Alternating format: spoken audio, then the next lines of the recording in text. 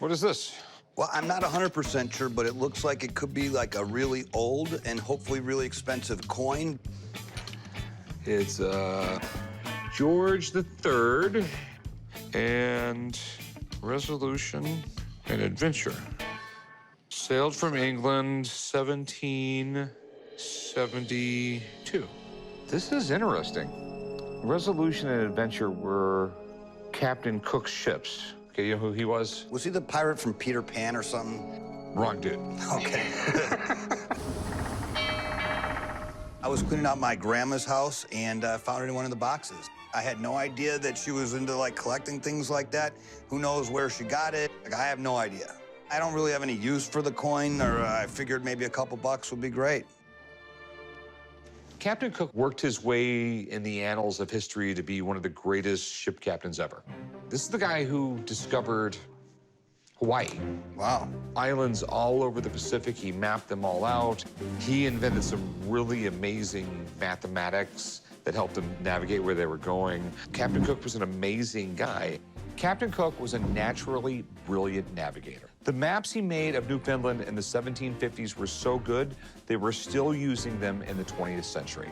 If this has some relation to his world-famous voyages, there's some value here. I mean, it looks like maybe it attached to a ribbon. Maybe it belonged to an officer for being on that journey. Cool. Okay, I'm definitely intrigued, but I don't know if this was made in 1772 or if they sell these in the gift shop in England right next to all the old ships, okay? Right. There's some odd things here. I mean, it's one of the most detailed medals I've ever seen from that time period. Well. And that's why I'm thinking it's a lot newer than that, but there's that little chance it's something. Okay. How much you want for it? I'd be thrilled with 50 or 100 bucks. Can you wait around so I can get someone to look at it? I'm really, really interested. Okay, I definitely have the time, so thanks. I'm gonna call the Rain Man of Coins. Okay.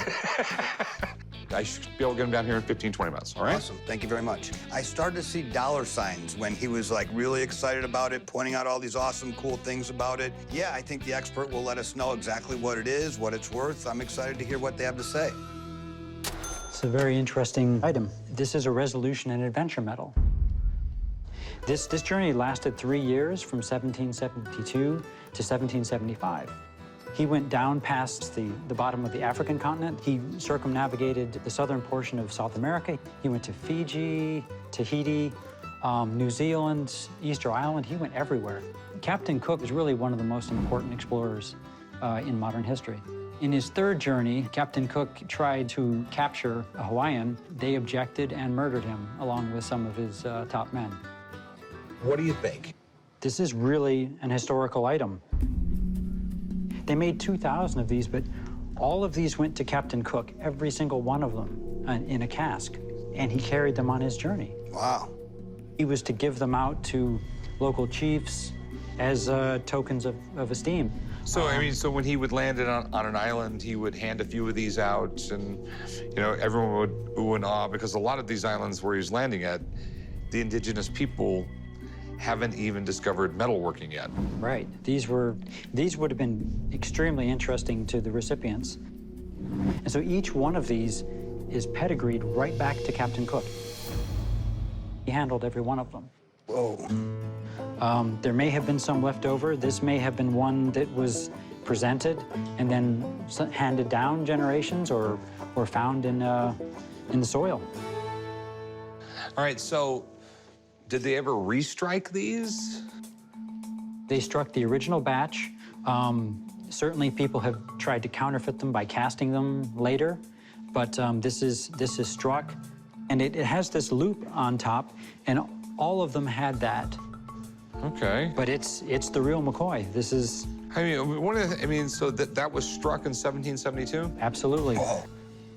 To hear Dave say this is from the 1700s is amazing. But the fact that this was actually in Captain Cook's hand, it's a real piece of history from one of the greatest explorers that ever lived. So what do you would think it would go for at an auction? This one's actually in pretty good condition. Very nice looking piece. Has some of the original lighter brassy color to it. To me, it's about a $7,500 to $8,500 item. That's amazing. $75 to $8,500 for that? Yes. Wow. Okay, Thank you very much. Congratulations. Thank you very much. Thank you. This was once owned and handled by Captain Cook, so it's far more than just a medal. It's an historical object with a fantastic pedigree, and collectors are willing to pay for that. okay. Should have just gave you your 50 bucks. I think it's worth a couple more than 50 bucks. I feel like I should ask for what it's worth. So 7,500? No.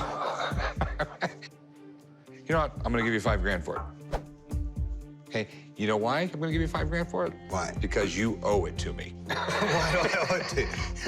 Because, remember, an hour ago, you wanted 50 bucks for it. Oh, yeah, that's true. It's, you just owe it to me because I just made you all this money.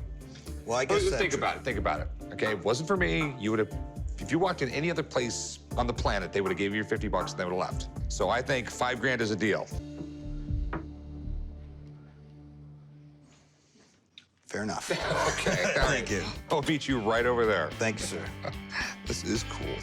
I didn't know what I had walking in. When he told me that this is what I'm gonna give you, I was pretty happy with it. You must own really large chickens. No, I have no chickens. So what exactly is this? This is an elephant bird egg. Okay, I bought it for my business. I sell fossils and other natural history things. I thought you were gonna say you sell eggs.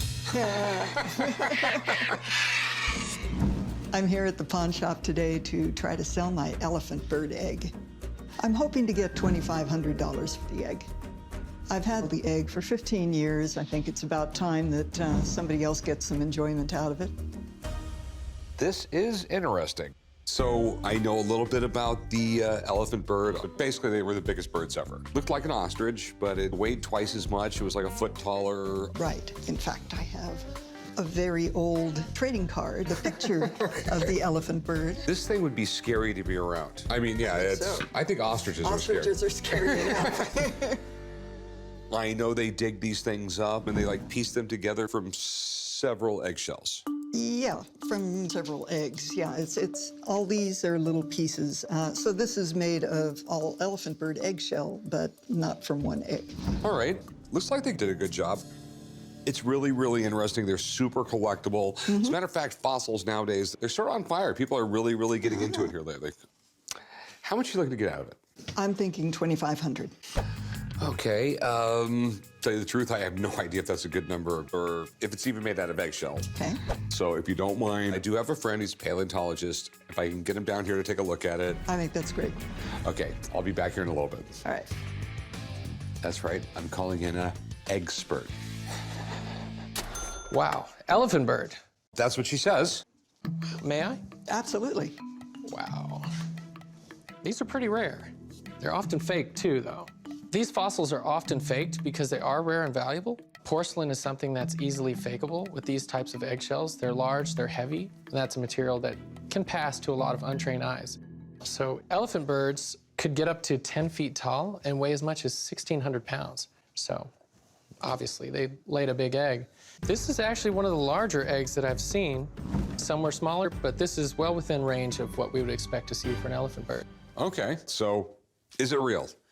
It looks real, but we need to take a closer look. Okay. I'd like to take a look at the surface texture. This lens is going to tell us all we need to know about the surface of the shell. Let's see here. Wow, there it is, Rick. See those long grooves in the shell right there? That's what we would expect to see from an elephant bird. Okay, so we have an actual elephant bird egg. We do have an actual elephant bird egg. It is a composite. Who knows how many different eggs this thing is made of? But there is some condition issues that I'd like to point out. All of these abrasions here, that's where the pieces didn't quite fit together. So rather than taking the time to find pieces that fit better, they just kind of ground them into place. That's really going to affect the value. So tell me, is it worth an elephant load of cash? I would appraise this egg $5,900, I think, is a fair appraisal of this specimen. I like your paleontologist. Okay. Okay. Thanks, appreciate it. Thank you. All right, so you want $2,500 for it? Well, now I'm thinking $3,000. It's a very small market. It's very weird. It will eventually sell. Tell you what, I'll give you $2,800 for it. That's more than a fair price. But you sure you can't do 3,000 on it? I'm offering you more than you are asking. I know, that's true. But your paleontologist really got my hopes up. $2,800 is the best I could do. If it's really your best, fine. Okay. All right, sweet, we have a deal. If you just go around the corner, do some paperwork, I'll get you paid. Okay. I think it's a fair enough price. It's more than I came in for, so I'm happy. Hey, how's it going? Pretty good. How are you? What do we got? I got a 1984 Olympic boxing ticket stub with a few autographs on it you might be interested in. And I know the signatures right off the bat. That's Evander Holyfield and Mike Tyson. This is in 1984, and back then Holyfield had 2 ears, right? I'm at the pawn shop today to try and sell my 1984 Olympic boxing ticket stub. Back in the day, I was a big fan of boxing, so I drove down to the arena every day and became friendly with the U.S. boxing team. The ticket does have a little sentimental value. The time that I spent with the Olympic boxers was special to me. I'm looking to sell it because you can take the ticket with you, and you can do some good with the money. I'm hoping to get $500 for this ticket stub. This is definitely cool. This was the '84 Olympic Games held in Los Angeles. How did you get him to sign it? Well, it was a day where the Olympic U.S. team had a bye. They were all in their street clothes, so I was kind of hanging out with them. Mike's head was hanging low because he was just riding the pine. Yeah, Mike Tyson was there as an alternate. I mean, he really didn't have anything to do unless somebody got injured or hurt, right? Yeah. I knew he was young and didn't have any money, and first time on an airplane, so I took him to lunch. I just wanted to kind of lift his spirits a little bit. Came back, they were still hanging out. The guy we kind of sat next to was Evander, and that's when I got Evander Holyfield. Holyfield won the bronze medal for the light heavyweight division. After these games, both these guys were huge. I mean, they both went pro immediately after that. By 1988, they were both the creme de la creme of heavyweight boxing. Tyson and Holyfield fought in 1996. I'm sorry, he just wasn't prepared to fight Holyfield. The second time, in 1997, Tyson said he was sick of getting headbutted, so he decided to, for whatever reason, bite off Holyfield's ear. So is history. It's definitely cool, so what are you looking to do with it? I've had a long time. I think I'm ready to sell it. Any idea what you're looking to get? I think $500 is a fair price. Okay, you know, you got something really interesting here. I've never seen anything like this. You know, if you just brought me Mike Tyson's signature, I would have just said, you know, they're not really that much money. Same thing with Evander Holyfield. But the fact that they're on the same thing at an event that they were both at long before they were really famous or anything like that, I mean, I think it's kind of cool. I think it's kind of interesting. I think it could be worth some money. Do you mind if I have a guy come in and take a look at the signatures? Please do. All right, I'll be back in a few. My one concern with the expert coming in to validate the signatures is the rarity. He's probably not seen many adolescent signatures from those boxers back in the day, so that concerns me. Hey, what's up, Steve? Hey, Corey, how you doing? I'm doing good, man. He's got a ticket stub from the '84 Olympics signed by Evander Holyfield and Mike Tyson. Really? I have to be honest with you. Don't really see that too often. The two of them together from that period, because no one was really asking these guys when they were amateurs. It'd be pretty rare. You know, these guys were both kids back then. Yeah, and I mean, you have to think about it. Tyson was just, you know, an amateur. I think he was 17 years old, something like that, right in that range. He just turned 18. And Holyfield was a couple years older than him. Both came out of kind of rough areas, you know, and they're tough kids, some great fighters. I mean, Steve, obviously it's a weird item. I mean, are these their autographs? I've only seen, I think, one other ticket signed by them. That's it. So it's pretty scarce to have them on an item together, especially an Olympic ticket. So the first thing obviously I want to do is take a look at the ink on this thing and kind of just see what we're dealing with, Corey. And it looks like a ballpoint pen on Tyson, and same thing for Evander Holyfield. So it's a blue ballpoint pen, so both are live on there, no problems with that. Tyson, very difficult to find any kind of signature from him from that period. I've seen just so few of them. This is from one of the only I've ever seen signed, and it's literally the same type of signature. The Holyfield autograph, very basic, very neat, and he takes his time with it. So, tell you the truth, you got a winner here. Okay. So what would something like this go for? Well, you know, with the two of them together, I think it's significant. Their history together kind of makes it worth more money. And these are two of the most iconic boxers of all time. This one is special. And in today's marketplace, you're looking at about $2,000. Oh, wow. My kids told me it was going to be a big hit, but I thought not that big of a hit. I'd say it's one of the neatest Olympic items from ¡84 I've ever seen. Wow. All right, man. Steve, thanks for coming by. Yep, good luck with that. Take care.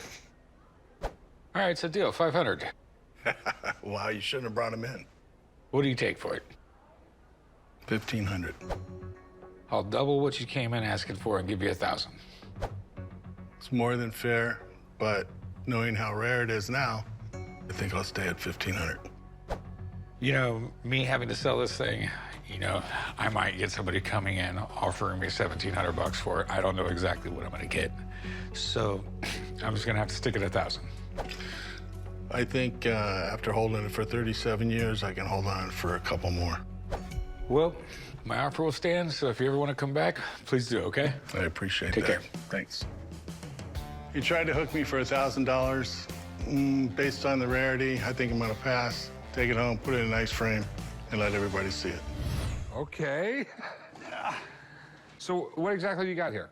It's a World War II ammunition hand cart. All right, do you know much about it? It's a rusty old car with broken down tires. What else do you need to know? Believe it or not, I got it out of a garbage pile. It looks like it belongs in a garbage pile. I really don't know a lot about it. Thought it would make a cool flower pot, but then when I saw the placard on it with the date, I was thinking maybe this thing's worth some money. So how would this work? Would you like hook it up to a horse?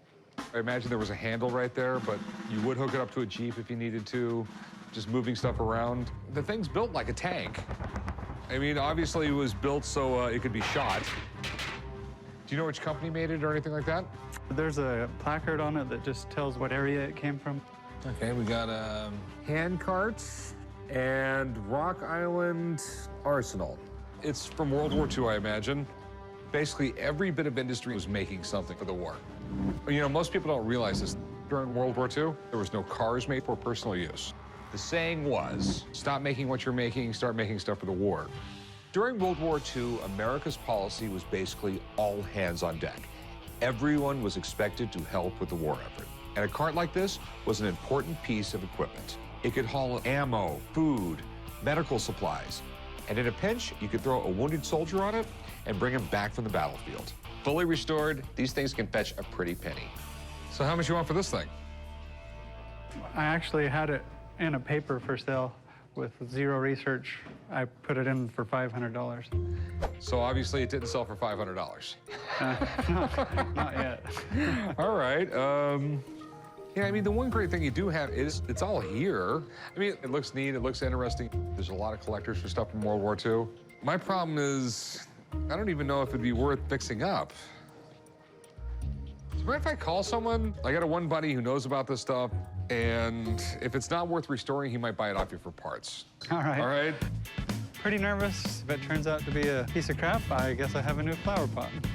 It's a rare find, because most of them went to Europe during World War II. They were used to carry everything from food to a .50 caliber machine gun. Even mortars were put in these things. This is probably made in the early 40s, and they were pretty useful. As a matter of fact, in the 1962 movie, The Longest Day, when the Duke got wounded, they put him in here and carried him into battle. It is just really cool, and they're friggin' hard to find. Good news for me, I guess, huh? Yeah. When I walked in, I knew it was a hand cart from World War II. Everything was carried in them. Felt sorry for the guys that had to pull them, but these things went all over Europe, and they pulled a lot of things and put a lot of miles on them. Really, it's not in bad shape. You got all the original castings and everything, original wheels and bearings, which is hard to find. So how much is this thing worth the way it sits? Well, these were selling for $1,500 to $2,000 in this condition. Really? Because I thought it was a complete piece of myself. In a restored condition, you could almost double that. Because they want it. If it looks like the real thing, they're happy with it. All right, so tell me, how much would it cost to restore it? Probably talking about $1,200 to $1,400. Okay. Thanks, man. All I right. really appreciate it. Thank you. For a serious collector, this is a must-have. If this guy is not totally crazy with his asking price, I'm gonna try and get it. Honestly, I didn't think it was worth that much either. I'm still sort of like baffled. I'll tell you what, I'll give you $400 for it. I know he said it was worth a lot more, but I give you $400. I pay him $1,200 to $1,400 to restore it. Before you know it, I'm in this thing close to $2,000. It takes up space in my shop. That's not too far off of what I was asking in the paper, so I'll take $400 if you'll take a picture of it when you finish it. Yeah, I'll send you a picture when I finish That'd it. be cool. All right. All right, $400, man. Thanks. I love it when there's no haggle, but I'm still a little worried about this one. If there's any problems with this piece and the restoration goes over budget, there goes my profit. Hopefully, it all pans out. So what do you guys think? Well, This thing looks pretty good. It does look cool. Looks straight out of G.I. Joe, the movie. well, hey, we'll grab our rifles, we'll grab our guns, and we'll join. It doesn't look anything what it looked like. No. Well, it took a lot of work. Actually, this little small thing was so intense to get it done. It was pretty tough. What'd you have to do? Well, I ripped the floor out and I actually made new ribs for it. I put all the original holes where they're supposed to be. So that way, if you want to mount a 50 caliber in here, you can. Okay. And I think it came out pretty good. Yeah, I mean, I was absolutely shocked that it looks like this thing right here, because when I gave it to you, it looked like hell. You gotta realize this thing went through World War II. You know, it was just a tough life this thing had. You were telling me before, these sell for like $2,500? I'll be honest with you, I would start at $2,800 and feel where you're comfortable from there. I wouldn't let it go for a dime less. Because the collectors that go for these, you know, it's gotta be original, and with the numbers on there, it pops. So what do the numbers mean? It's the 6th Vehicle, Headquarters, 3rd Division, so you should be able to get a good price for it. Big question, how much are you? Well, like I said, I told you $1,400, and that's it. Okay, let me go pay you. Let me see what it gets like with a little weight in here. So you can pull 185 pounds? Yeah, but you're more like 240. Chum looked like a real soldier pulling Rick around. I'm surprised Rick even got in the cart. Slow down, chump, slow down. What do we have here? I have a photo of and letter by Henry Wadsworth Longfellow. Now that's cool. Longfellow, he was the biggest there was. Unfortunately, today, I would say close to 99% of Americans can't even name a poet. Probably not. I got this in the mid-'70s. I went to an auction. There was this table just full of what looked to me to be junk. In that group of stuff was this letter and photograph already framed. I bid $20 on it. My kids aren't interested in it, so you may as well see what I can get for it here at the pawn shop. Is it a poem? No, it's basically a letter. I think this dear madam, whoever she was, wrote to him for a photograph and some autographs to use in a fair. And he's sending that to make some money for the fair. Okay, that is definitely cool.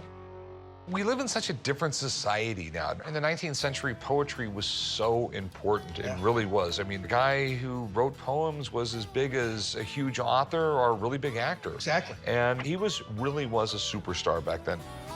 This is the guy who, when he passed away, they put it was a statue or a bust or something like that in Westminster Abbey in England, okay? In the Poets' Corner, yeah.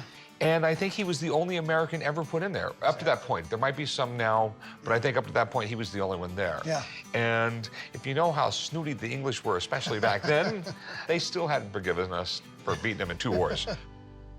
Henry Wadsworth Longfellow was the most popular poet in the United States in the 19th century. Almost every kid in school in this country has learned about the Midnight Ride of Paul Revere. That poem created the legend of Paul Revere. Longfellow really was that influential. I'm assuming this is all real. I mean, the ink looks like from the period. How much were you looking to get? I was hoping to get like $300 for it. A big concern I have here is this is one of the most famous men in the United States. Yeah. Okay? It wouldn't surprise me if this guy got hundreds of letters every day. I don't know if he could respond to every one of them.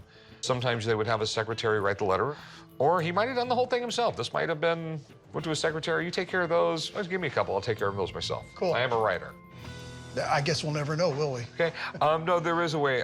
If you can hang out for a little bit here, I would like to get my friend down here to take a look at it. I have a friend that's a handwriting expert. He's one of the most respected people in this field. Hang out a few minutes. I'm going to go give him a call, and we'll get this figured out. Cool, thanks.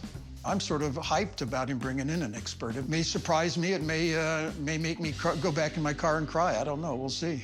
What's up, Rick? Good to see you. Everything in this world is great.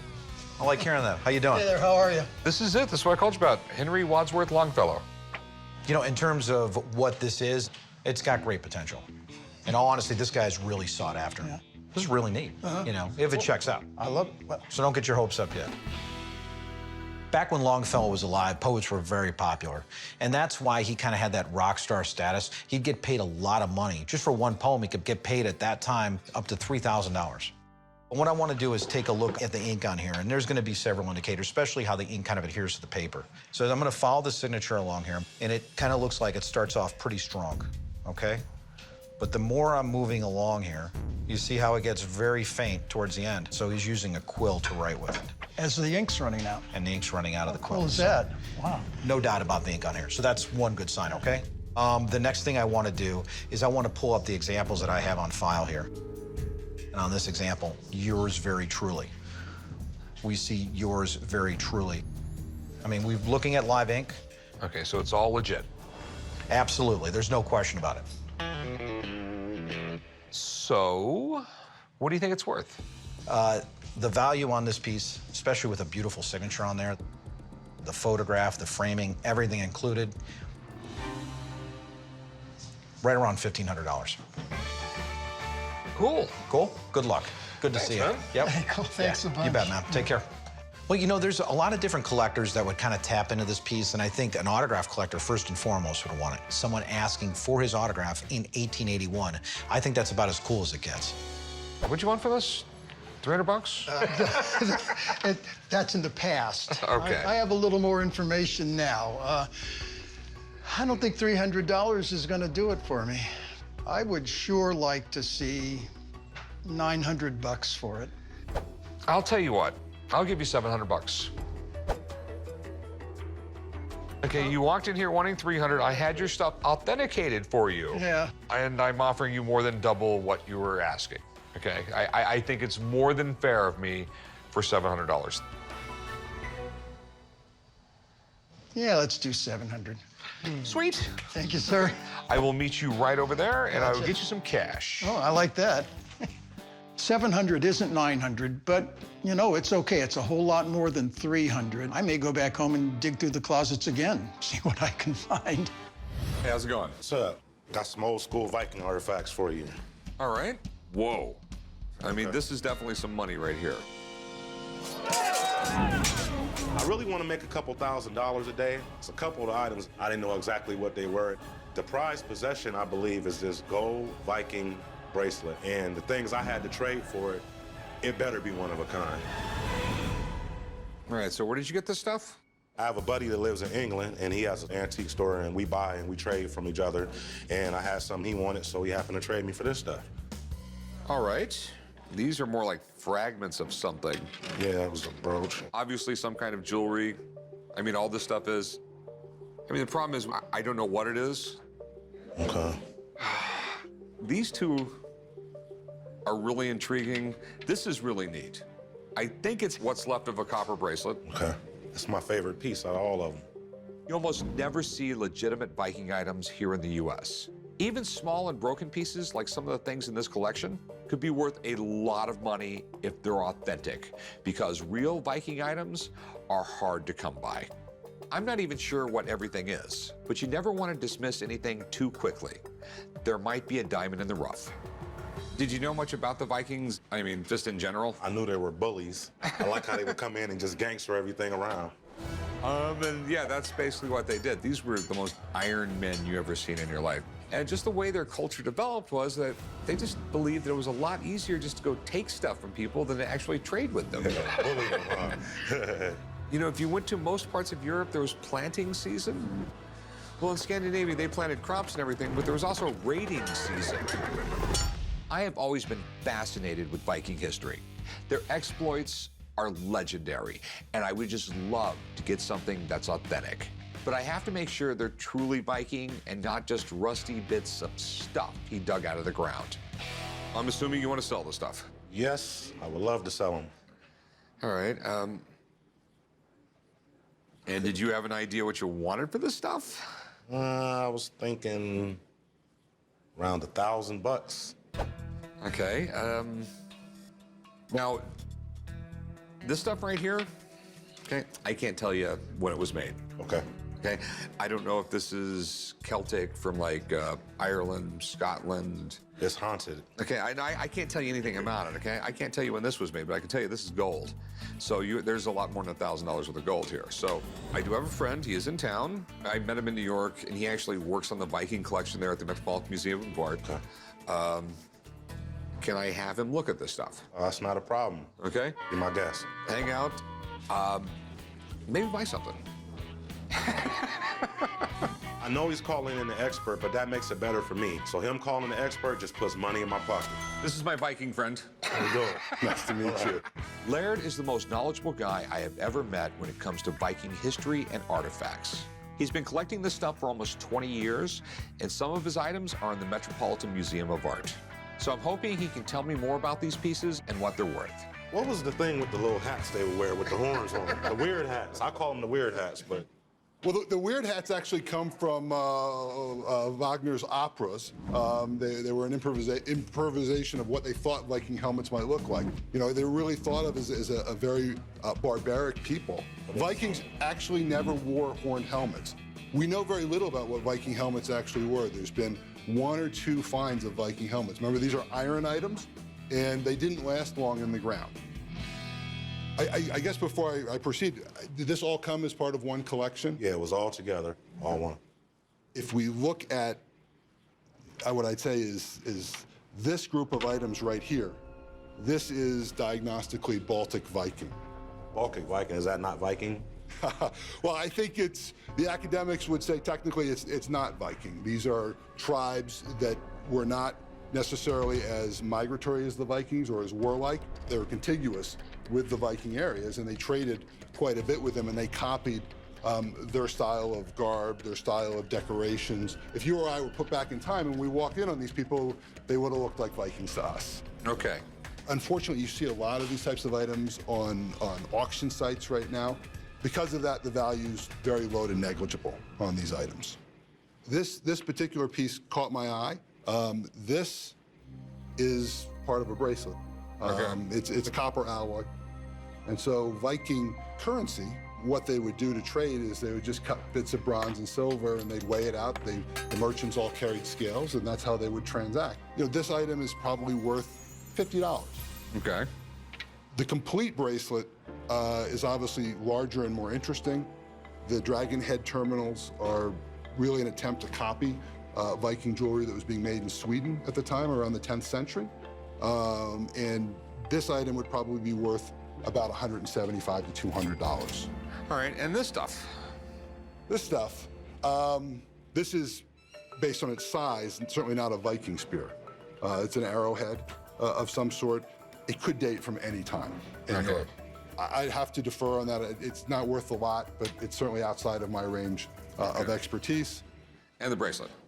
The bracelet it appears to be Viking gold.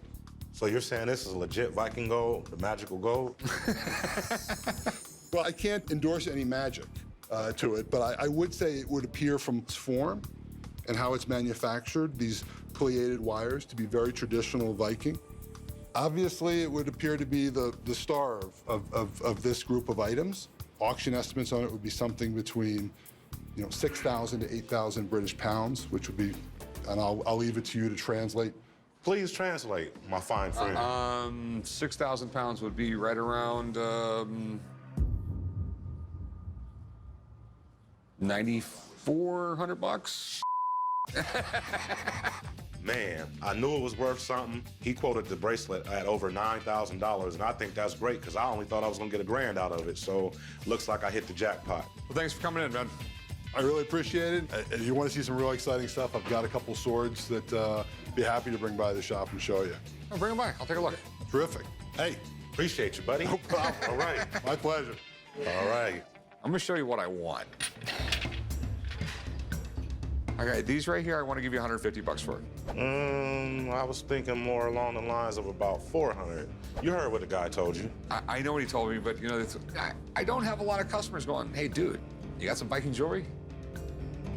I'll go $200 on it. If you can do that, you can do it 300. I'll tell you what, I'll do 250. You sure that's the best you can do? Keep them then. 250. All right, we got a deal, 250. Now this right here, I was thinking right around $6,000. I was thinking around $8,000.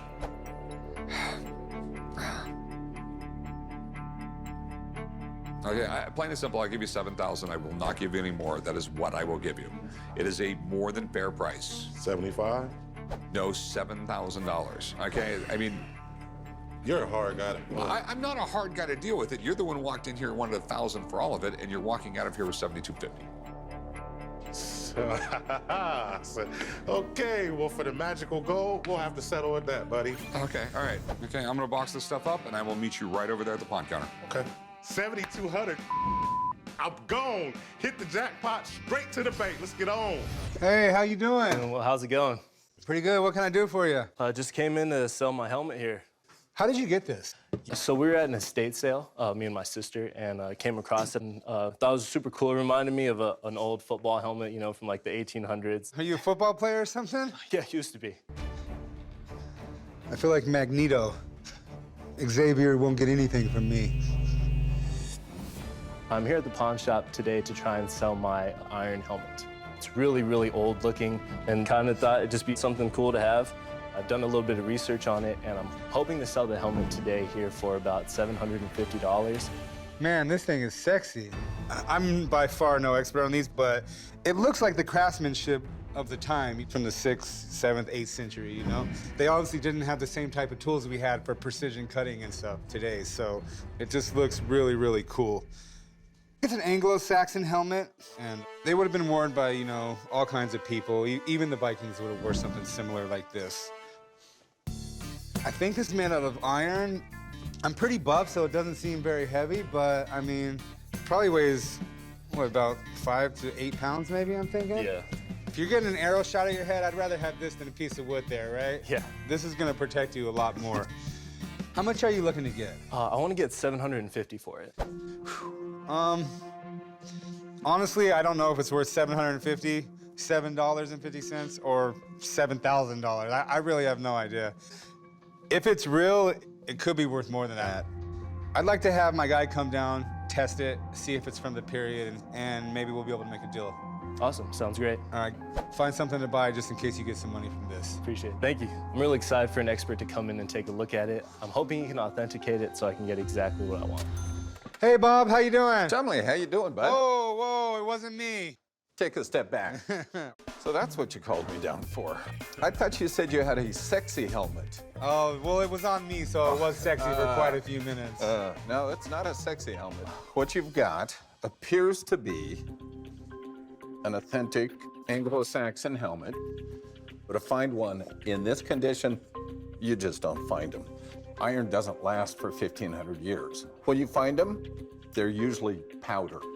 So my guess, this wouldn't have been found in the ground. It would have either been in a bog or possibly a river, someplace where there wasn't a whole lot of oxygen that could get to it to have it deteriorate. What do you got to do to test it out and make sure it's real? This little gun will shoot a little beam of X-ray into it. If everything goes right, the XRF is going to show me the metals it's made out of. Okay. And that will tell me if it's carbon steel, which is how it would have been made 1,500 years ago. So let's take a look at it. So it's made 99.76% iron. Okay. And then traces of copper, zinc, chromium. This is carbon steel. So this is what it should be made out of. Okay. It's official? It's a 1 in a million. I mean, it's that rare. I've got goosebumps. I just don't see these things. I mean, this is just... Well, I got goosebumps now, too. What kind of person would, collect something like this? It's a museum piece or somebody who is a refined collector and wants to show off that, man, I've got something that nobody else has. It's very desirable. All right, and the most important question, what's it worth? a lot. 15,000. $15,000. $15,000. Now I'm sad I didn't buy it for $750. Shouldn't have called me. Well, I appreciate you coming in. My pleasure. If I make a sale, I'll give you a call and let you know. See you later. All right. He said it's worth about $15,000. It's a small market, but it is desirable. Would you be able to take $7,500? No, couldn't do $7,500. The expert said 15,000, so I think we'll start at 15,000. It's 1 in a million find. I'm not gonna be able to pay you $15,000 for it. You gotta give me some room in here. Give me a good number that you'd be happy with. How about 11,000? 11,000 is a lot better than 15,000, but still more than I want to pay. 95.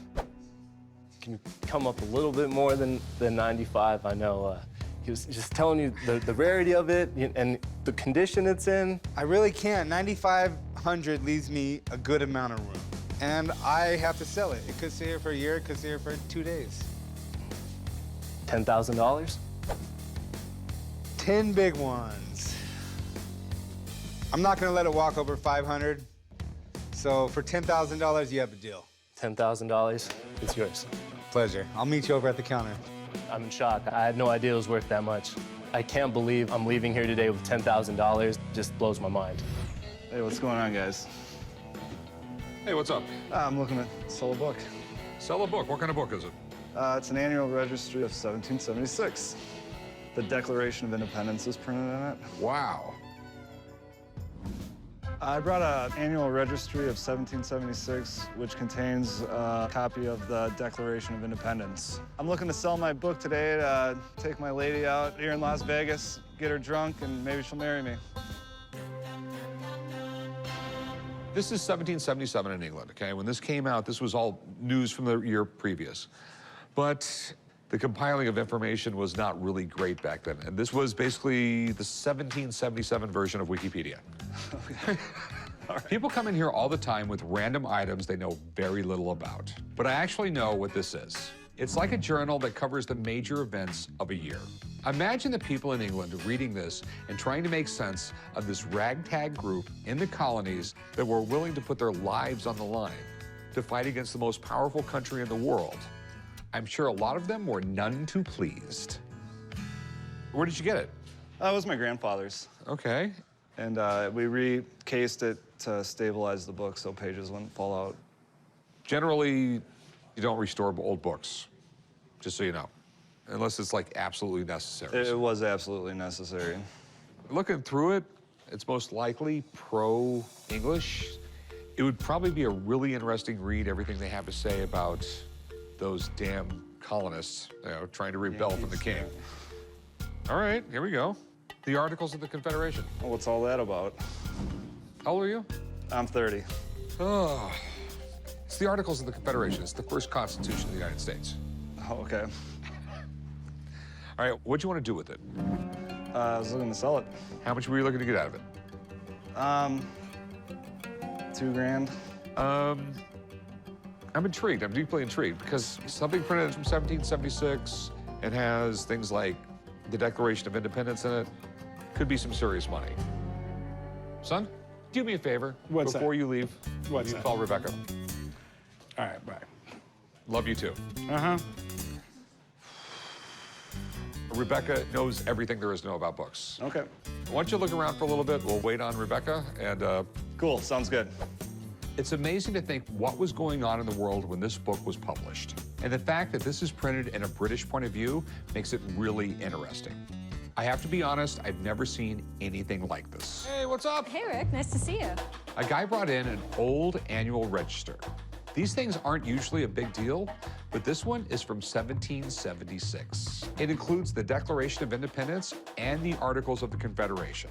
It's an amazing find, and Rebecca's gonna help me come up with a price. That's it. Really cool. One bad thing is, though, he did rebind it. This is definitely a rebind and definitely a recent rebind. But it will affect the value of the book, just so everyone knows. That's your opinion. Oh, no, it's that not is her my opinion, opinion. she knows. You know, you come to me for an appraisal, I'm going to give you my opinion. Okay. So that's what you're going to get. So you've got the Annual Register. This is actually a pretty important publication at the time. It was edited by Edmund Burke, who was a member of Parliament. He was famous, incidentally, for supporting the American colonists in the Revolution. Okay. For example, he gave a very famous speech supporting the repeal of the tea tax. You know, the tea tax that led to the Boston Tea Party. So, That's the way the history books read it. I know the real story. oh, all right, well, I'm not going to get into that with you. But one thing that's cool about this, too, there are descriptions of battles in here, including the major defeat of Washington in New York. And it was a huge loss for Washington. They had to retreat over the Delaware, very famous. And it was a pretty good example for the English. They were reading about this saying, of course, the American colonists don't stand a chance.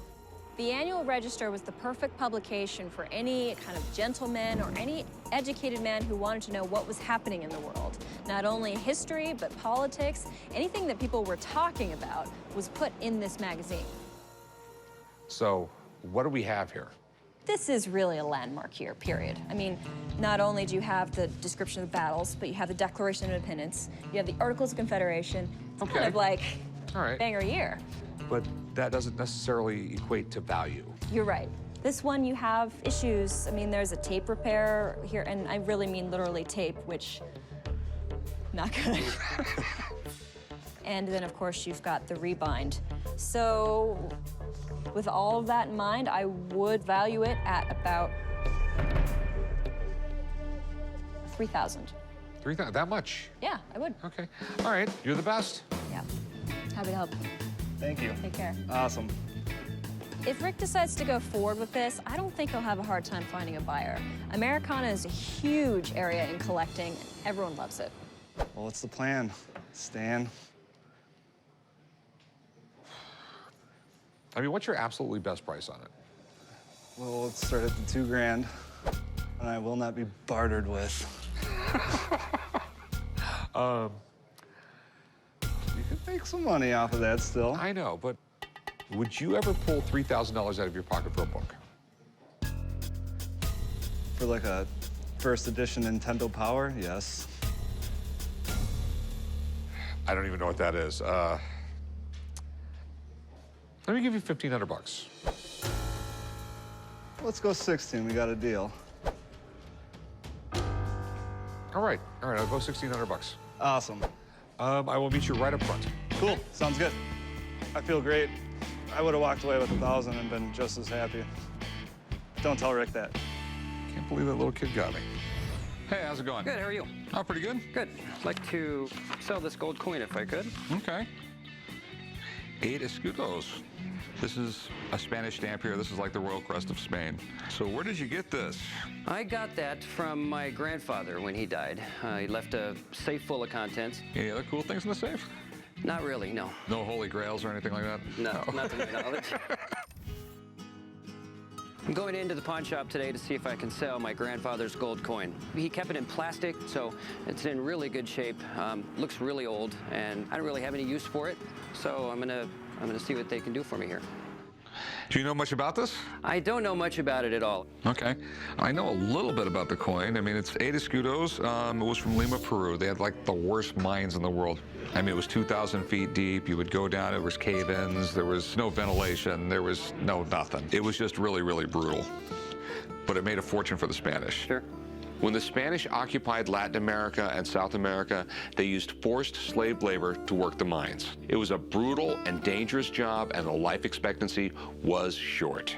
Coins back then were weird. The size didn't have to be exactly correct. It just had to have the right amount of gold, the right weight, and the right purity. When they stamped these coins out, you didn't always get a great strike like this. It's almost too good to be true. This coin is in exceptional condition, and I've seen similar coins fetch thousands of dollars at auction. So if this is a real piece of Spanish treasure from the 1700s, I want it. So do you want to pawn it or sell it? I want to sell it. What were you looking to get out of it? I'd like to get 2,000 if I could. Okay. This coin is in really great shape, but this is easily counterfeited. There's a lot of fakes out there. So I'd really like someone to take a look at it, if you don't mind. No. I got a buddy who knows everything there is to know about these. I'm come in, and we'll see what we can do. Sounds great. Okay. Thanks. Thank you. Hey, Carl, how's it going? Good to see you, Rick. Why'd you get me up so early? Well, I called you down here for this. It was one of those things that looked a little too good to be true. I'm an expert on Spanish colonial coins. If you want to know anything about Spanish colonial coins, I'm your man. That's a Lima 8 escudo, and in this corner there's an L, that means Lima, Peru mint. 8 is the denomination, biggest gold coin the Spanish made. The PVS across the center is an abbreviation for the Latin term plus ultra, meaning more beyond these two columns, which represent the Pillars of Hercules, which was the Straits of Gibraltar. They used to think you sailed out past there, you'd fall off the edge of the world. A few years back, there was a big scandal on some counterfeit. And that's why I wanted to have it checked out. Did you throw that on the scale? Yeah, I did. It's 27.0 grams. That is right on. Very rarely will they be right on 27 grams. Most castings are underweight. I know your concern is, could it be counterfeit? And there are a lot of counterfeit pieces going around. From everything I can see on this one, I'd say it's absolutely genuine. Okay. So what do you think this is worth? I would put a price tag of $18,000 on it. Okay. Well, I really appreciate you coming in, Carl. Thank you, Rick. Congratulations. Thank you very much. It's like finding treasure. Absolutely. Okay, so the big question is, what do you want for it? Sounds like 18,000 to me. No, I don't. Why would we give you 10 grand for it? How about 12? How about 10 grand? No, I can take it somewhere else. How about 10.5? I could pack it up and go. I wouldn't take anything less than 11,000.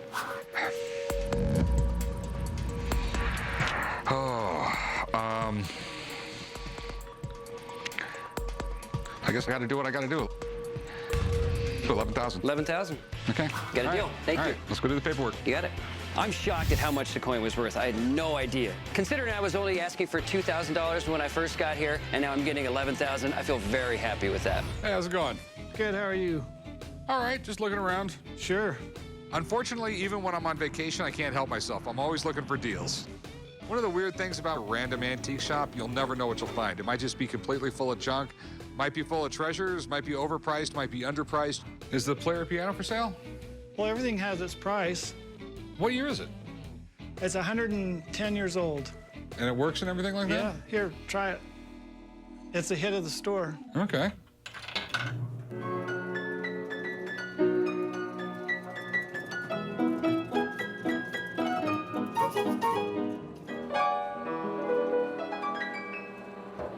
What do you think? So what would you take for it? It'd have to be more than 10,000.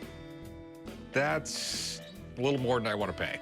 Well, I'd be in trouble if I sold it. I'd give it to my wife for her birthday. How much do you love your wife? A lot. Okay. What this place has got going for it, it's pretty damn big, so there might be that one little treasure stashed in the corner somewhere. This is definitely pretty cool. Excuse me. Question? Yeah, do you know anything about this? It's on consignment. I don't know anything about it. Looks like some sort of helmet. Samurai helmet, it looks like. You're asking $300 for it. I probably shouldn't tell you this, but you're not asking nearly enough for this thing. He had a price for $300. I have a conscience. I believe in karma. I had to tell him what it was worth. Because it could retail for as much as $2,500. Really? Yeah. Wow. I own the Ugly Trailer Antiques in Hurricane, Utah. With the samurai helmet, I was really surprised that it was worth that much. That blew me away. I think the customer that has it on consignment will be thrilled.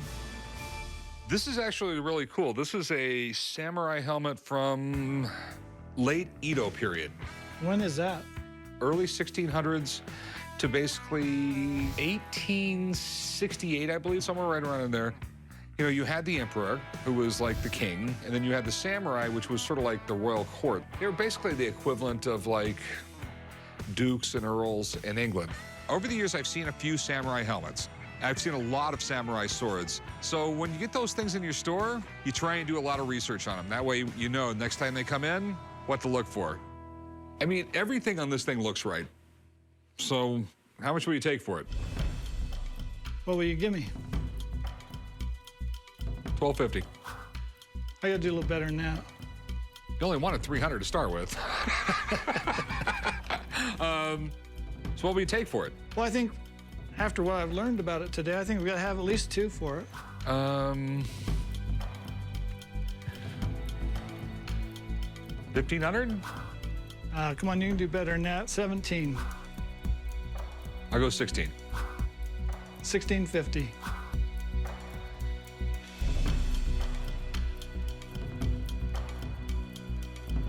All right, $16.50. All right. Let's go write it up. Usually I say that. Just goes to show when you go into an antique store in a small town, every once in a while you can find something. I think I can sell it quick. Hey, how's it going? Well, I was in a while ago. I sold an item to you guys, some crabby old bald-headed guy. You look like an honest guy, but I still don't trust you. Must have been my dad. Oh, how nice for you. Couldn't agree with you more. What do we got? This is an 1838 Colt Paterson pistol. Who are you, Pistol Pete? I am not Pistol Pete. That sucks.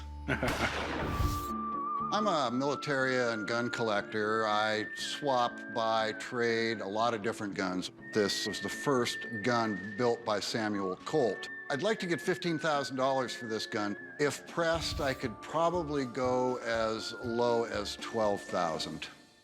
So what's so special about this gun?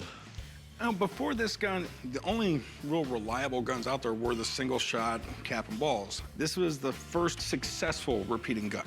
Yeah, this was the very first one that used a rotating cylinder for a single barrel. The cool thing about this particular piece is that this gun belonged to William R. Manning, who was a Civil War colonel. It's got William R. Manning's name engraved on it on the grip there. Buffalo Bill got this gun from him at some point, returned it to his daughter, May Manning Lilly, and her husband, who was Pawnee Bill. Forgive me, I don't know who Manning is. I know who Peyton Manning is and Eli Manning. That's about it. They have to be direct descendants. I mean, I'm certain. I don't know who this Manning is, but Pawnee Bill was a Western showman that did work with Buffalo Bill. We're talking about some of the most iconic figures in the Wild West. If it checks out, we got a major find here. I think it's easily worth every penny of $15,000 in this condition with this story. You know, it very well could be, my man. It all goes down to condition and serial numbers, and after all that, I mean, I have to be pretty cautious because last one of these I had come in was actually fake. Mind if I have a buddy of mine come down and check it out? Because, like I said, I can't give you a price on it. He's not one of those college pukes, is he? I'm sure he is. He's got that college boy look about him. No, that would be great. I hope this college puke that they're bringing in doesn't tell me this gun is fake. I'll be quite disappointed. Well, here we go, man. Colt Paterson pistol with some Buffalo Bill stuff attached to it. Wow. It's a nice piece. Yeah, absolutely. It's the gun that started it all. This was the very first percussion revolver. Right.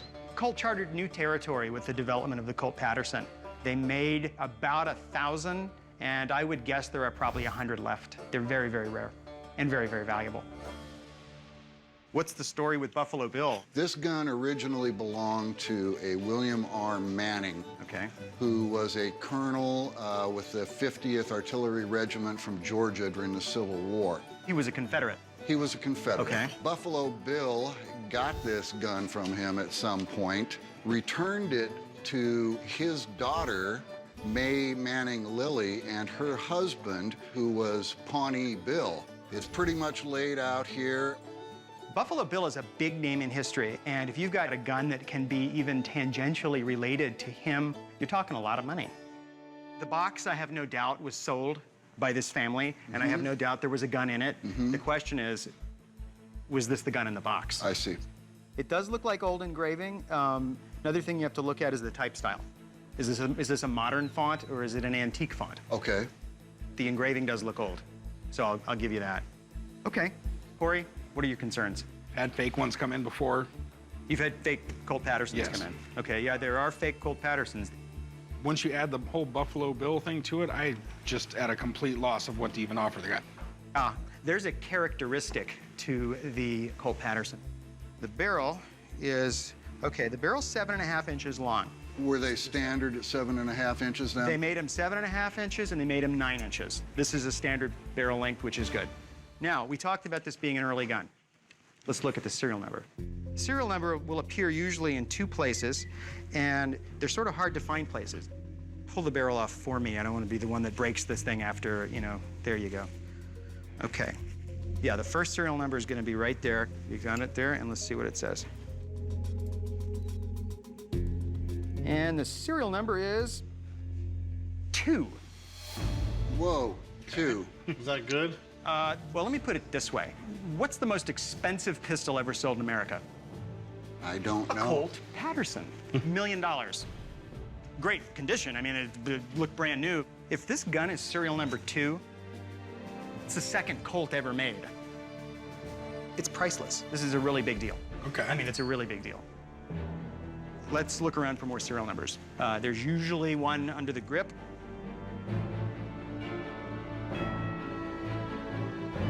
And the number is bigger than 2. How much bigger than 2? 936 numbers bigger than 2. Oh, man. Don't be disappointed. This is still a rare gun. You know, very shortly after this gun was made, Colt went bankrupt. Yes. One of the things that one of Colt's partners did was that he decided to recover his investment by sort of taking inventory and selling it. And what he did is he continued to assemble and sell Colt Patersons. Okay. And my opinion is that's one of these. Okay, Colt went out of business. Yes. His partner grabbed all the boxes of inventory off the shelves and just started matching guns and putting them together. Stuffing things together. Basically, yeah. This doesn't become an undesirable gun. It just means it's got mismatched serial numbers. Okay. That being said, what's it worth now? Okay. The condition of the gun is what I would say is maybe poor plus, but there are probably about 150 to 200 Colt Patersons that even still remain. And that you have a story which I tend to believe. In other words, the totality of the package here to me says that the story's probably true. Okay. So that he was a colonel in the Confederate Army, that's a big deal. Buffalo Bill connection, big deal. With everything I've seen, positives, negatives, I'm probably gonna say 25. 100? 1,000. Okay. Yes. Thank you, sir. May I ask what you're asking? More than I was when I brought it in. I'll just say, not knowing that number, pay the money. Okay. Pay the money. You're not gonna get another chance. Appreciate it, man. Take care. Well, it's not number 2, but it's still a Colt Paterson. There were less than 1,000 of these guns made, and that means something. It means that it's a very rare gun. Well, you heard what he had to say. What do you want for the gun? I was asking 15. How about 19? I'm thinking more in the 12 range. Oh, God. Let's see. I bring in a gun and you want to rob me? 12 is way too low. Give me another number. I'm not paying 19 for the gun. Okay, how about 17? How about we go back to what you originally wanted for it, and I'll give you 15. 15, huh? Oh, geez. Yeah, I can do 15. Generally, we'll write you up. I'm walking out of here with $15,000 green, and I'm gonna use it for my collection to get something I really want. Hey, how can I help you? I'd like to try and sell this Colt Revolver. This is cool. Do you know much about it? I know it's an old piece. I want to say 1800s. This is a very early Colt single-action army. This is 1870s, and everyone wanted them. And they also had the world's greatest advertising campaign. God made all men, and Colt made them all equal. I came down to the pawn shop today to sell my Colt Revolver. I don't know much about Colt revolvers. Mine looks old, and I'm hoping it's worth a lot of money. If I'm able to sell the revolver today, I'll probably just take the family on vacation, maybe a cruise or something. The Colt single-action army really was just incredibly revolutionary. I mean, this was the most high-tech thing around in the 1870s. Before this, it was, you've seen the old movies, them, you know, packing the guns with gunpowder and putting a ball in this. This had cartridges. This was super accurate. This had interchangeable parts. This shot straight, it didn't break. I mean, it was just a high-quality gun. And this is an incredible set of grips. You have a Federal Eagle here. You have the shield, the lances. These were twice as much money as any other comparable gun to it. This is the dream gun of every Colt collector. If you have ever seen a Western, you've seen this gun. I want this thing, I want this thing, I want this thing, but I have to make sure everything checks out. So where did you get this thing? I'm a bail bondsman, and somebody put it up for collateral, and they never paid off the bond, so they surrendered it. There's an appraisal on it. I took it in for $25,000. That's what they owe. That's what I'd like to get. Okay. And they're saying an obvious factory reversal of the numbers. It's often the case with arms engraved and nickeled. So you want $25,000 for this? Yeah.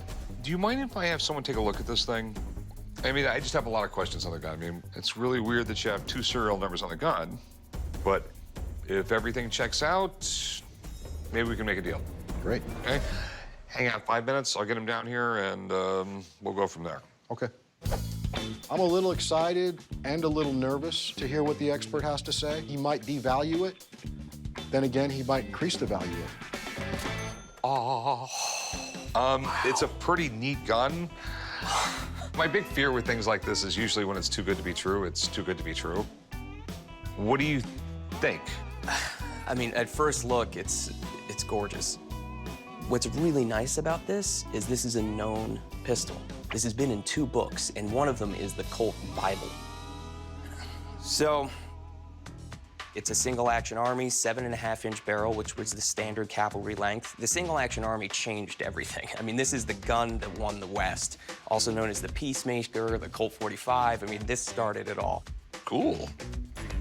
The grips are the thing that makes everybody go, wow. You see this here, this high relief, these are Civil War scenes. Colt didn't make that grip. There was a retailer, the largest retailer of firearms in the United States was Schuler, Hartley, and Graham. This style grip is extremely rare. You see it more on older pistols, percussion pistols, but on a single-action Army, this grip these are hen's teeth. All right. But there's some really weirdness with the serial numbers. Most Colt collectors go, I want all matching serial numbers. But I think it's a pretty fair assessment to say, look, these were hand-stamped.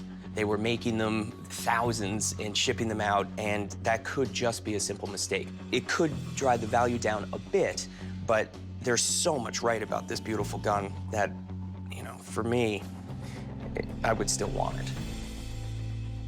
So we have an 1876 really fancy Colt. You got a piece of magic here. Okay. So what is this piece of magic worth? I would say that at auction, I would safely guess that this would sell for $35,000. If it went above 50, it wouldn't really surprise me. Wow. I was thinking it was going to be a little bit less than that, but I'm not surprised. I mean, it's a beautiful piece. Okay, well, thanks, man. You were welcome. Appreciate it. Okay. Thank you. This gun is an excellent buy for the shop. The model is known as the Peacemaker, but if Rick can get a good deal, it'll be known as the Moneymaker. All right, so 25, no problem. Amy, what's your best price? You give me $40,000, I walk out the door. No, if at $40,000, you're walking out the door with the gun. Even though you can sell this for $55,000, $60,000 here. No, he says maybe. 35. I go 26. 27,500.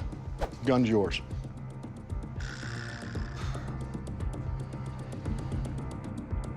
We got a deal. Great. I'll meet you right over there. Honey, pack your bags, because I'm taking this $27,500, and I'm going to take the whole family on vacation. Hi there. Hey, how's it going? Good. Got a 1922 proof high relief matte finish coin. Okay. Where did you get this? I won it at a poker game, believe it or not.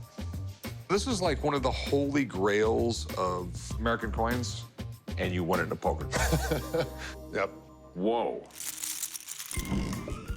Came down to the pawn shop today to try to sell a 1922 proof coin. I don't know a lot about it, but the guy who lost it to me said it was really valuable, so hoping to get 20,000 out of it. This is cool. In 1921, we brought the silver dollar back. And the story goes is they were going to try and make some really high relief ones. What this means by high relief right here is the image really comes off the coin. Okay, it's much higher detail. And I don't know the exact story, but there was like some problems and they got melted down. And most people didn't even know they existed for like 15 years. And then all of a sudden, some stories came from the mint that they actually existed. So there's like a dozen of these things in the world. It's pretty rare. Oh, well, it's beyond rare. The 1922 high relief peace dollar is one of the rarest coins in American history. It definitely shocks me that people will walk up to my counter and pull out an item worth $50,000 or $100,000 or more. I definitely want this thing, but I have to make absolutely sure this is the real deal. Silver dollars is what every coin collector collects. Everyone collects silver dollars, and maybe they collect half dollars and nickels, but they all buy silver dollars. I mean, that's the mainstay of collectible coins. Okay. So, how much do you want for it? 20,000. What, you want 20 for it? 20,000? Do you think it's worth Yeah, it? sure, no problem. Let's go. No, this is worth a lot more than 20 grand. Oh. That's pretty awesome. Do you mind if I call a friend to take a look at this? I have a few mega concerns here, okay? I've never seen one in person, and I just want to make sure everything's legit. I mean, if someone was to fake a coin, this is the one they would do it on.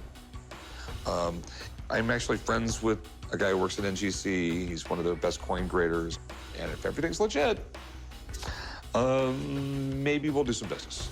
Okay? Sounds good. All right, hang out. All right. I think there's a good chance it's legit. Obviously, nothing in this world is 100%, but I'm happy with an expert coming in for sure. Dave! Rick, how you doing? I am doing absolutely fabulous, and this is it. Oh. Wow. It isn't every day a 1922 high-relief peace dollar walks in the door. This guy got in a poker game. Oh, my God. It's always nice to get called in on an exciting coin. This coin is particularly interesting, historical, and it's rare as hen's teeth. Now, what exactly is the story with this coin? I mean, this was the coin the government minted, but no one knew they minted it for like 15 or 20 years? That's correct. None of these had transacted until 1937. These were more or less unknown, and they carried over the high relief of the 1921 issues, all of which, by the way, were stuck in a one-week period at the end of 1921. Now, the high-relief design was sort of a triumph of art and a failure of technology because although they were beautiful, they couldn't strike them with enough pressure to get a lot of them out. So they ended up early in 1922 having to reduce the relief of the design. Okay. So I assume your main concern is it real? Yeah. Okay. Definitely.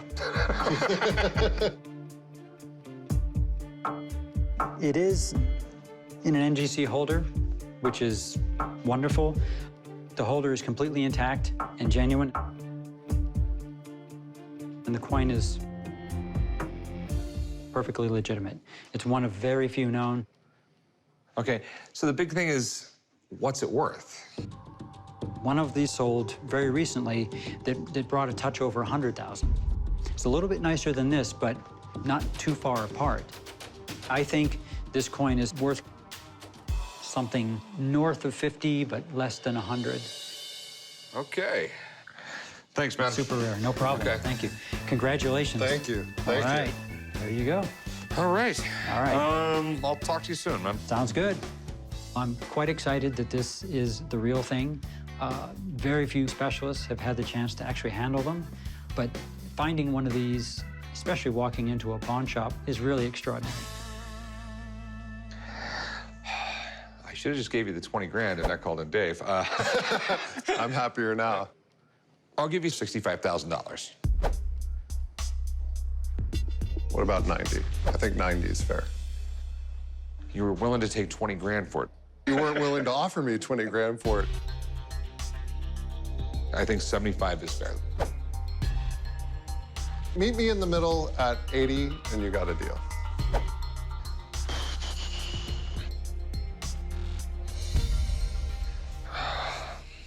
It's a deal. All right. Okay. All right, let's go up front. I'll write you up. I made 80,000 on the coin. Super excited about it. Definitely gonna keep playing poker. Hopefully I get another coin like this sometime. Hey, how's it going? Good, how you doing? What do we got? Looks like something fancy. It's very fancy. Oh, wow. Well, I mean, it definitely looks French. That's about my extent of knowledge on this thing. Let me grab my dad real quick. Sure. Pops, you want to come take a look at this for me? What do you got? Something's catching my eye on it. I just don't exactly know what it is. Okay. Let's take a look. Oh, this is really fancy. Boutet or Boutet? Boutet? I'm not really good at pronouncing French. I'm not really good at pronouncing English. I'm here at the pawn shop to try and sell my Boutet shotgun. I got this shotgun from my father. He was a collector of antique firearms. I'm getting rid of it now because my wife is getting tired of seeing it just mounted on the wall. It's rare, it's beautiful, and it's very, very well kept. That's really, really nice.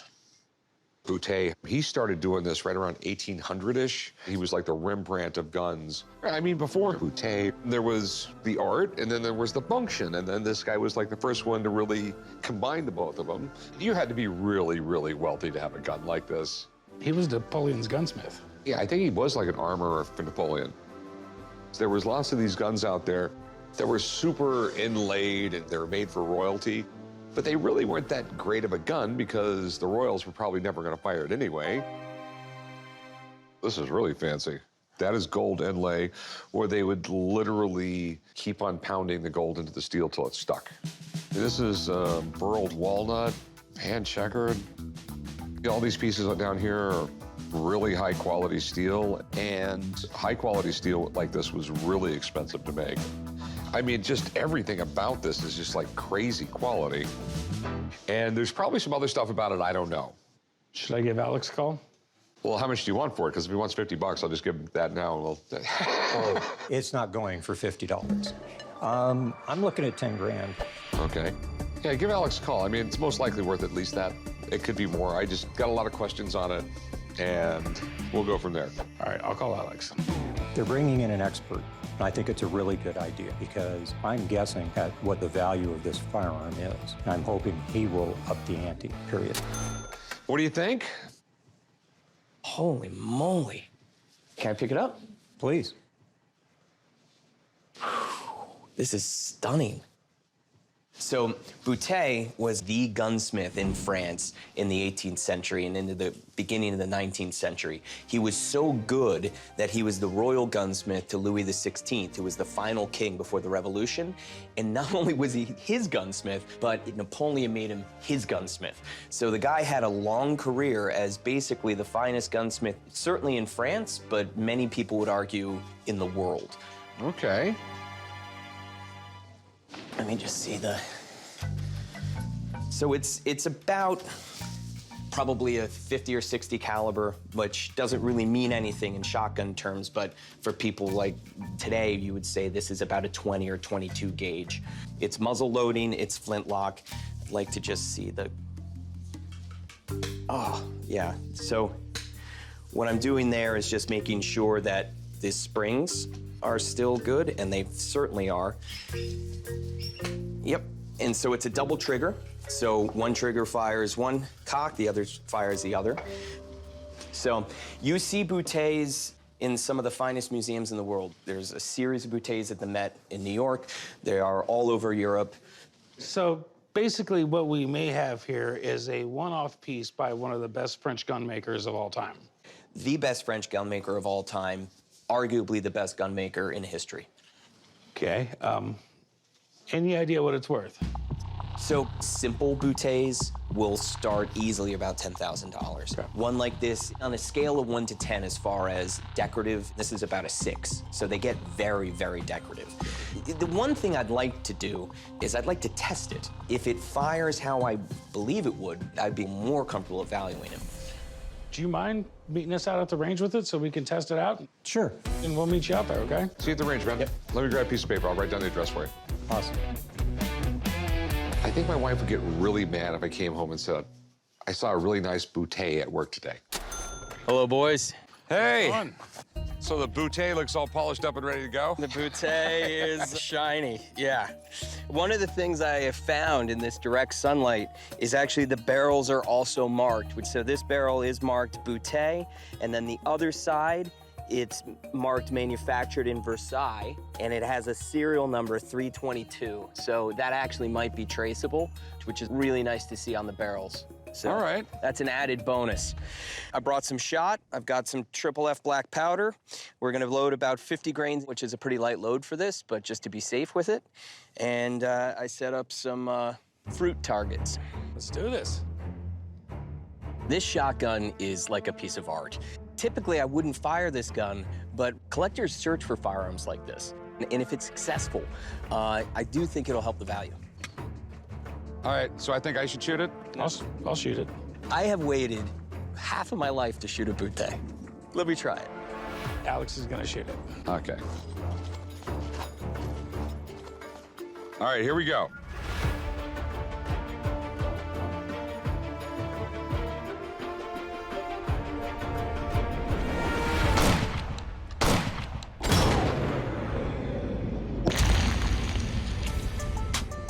There we go.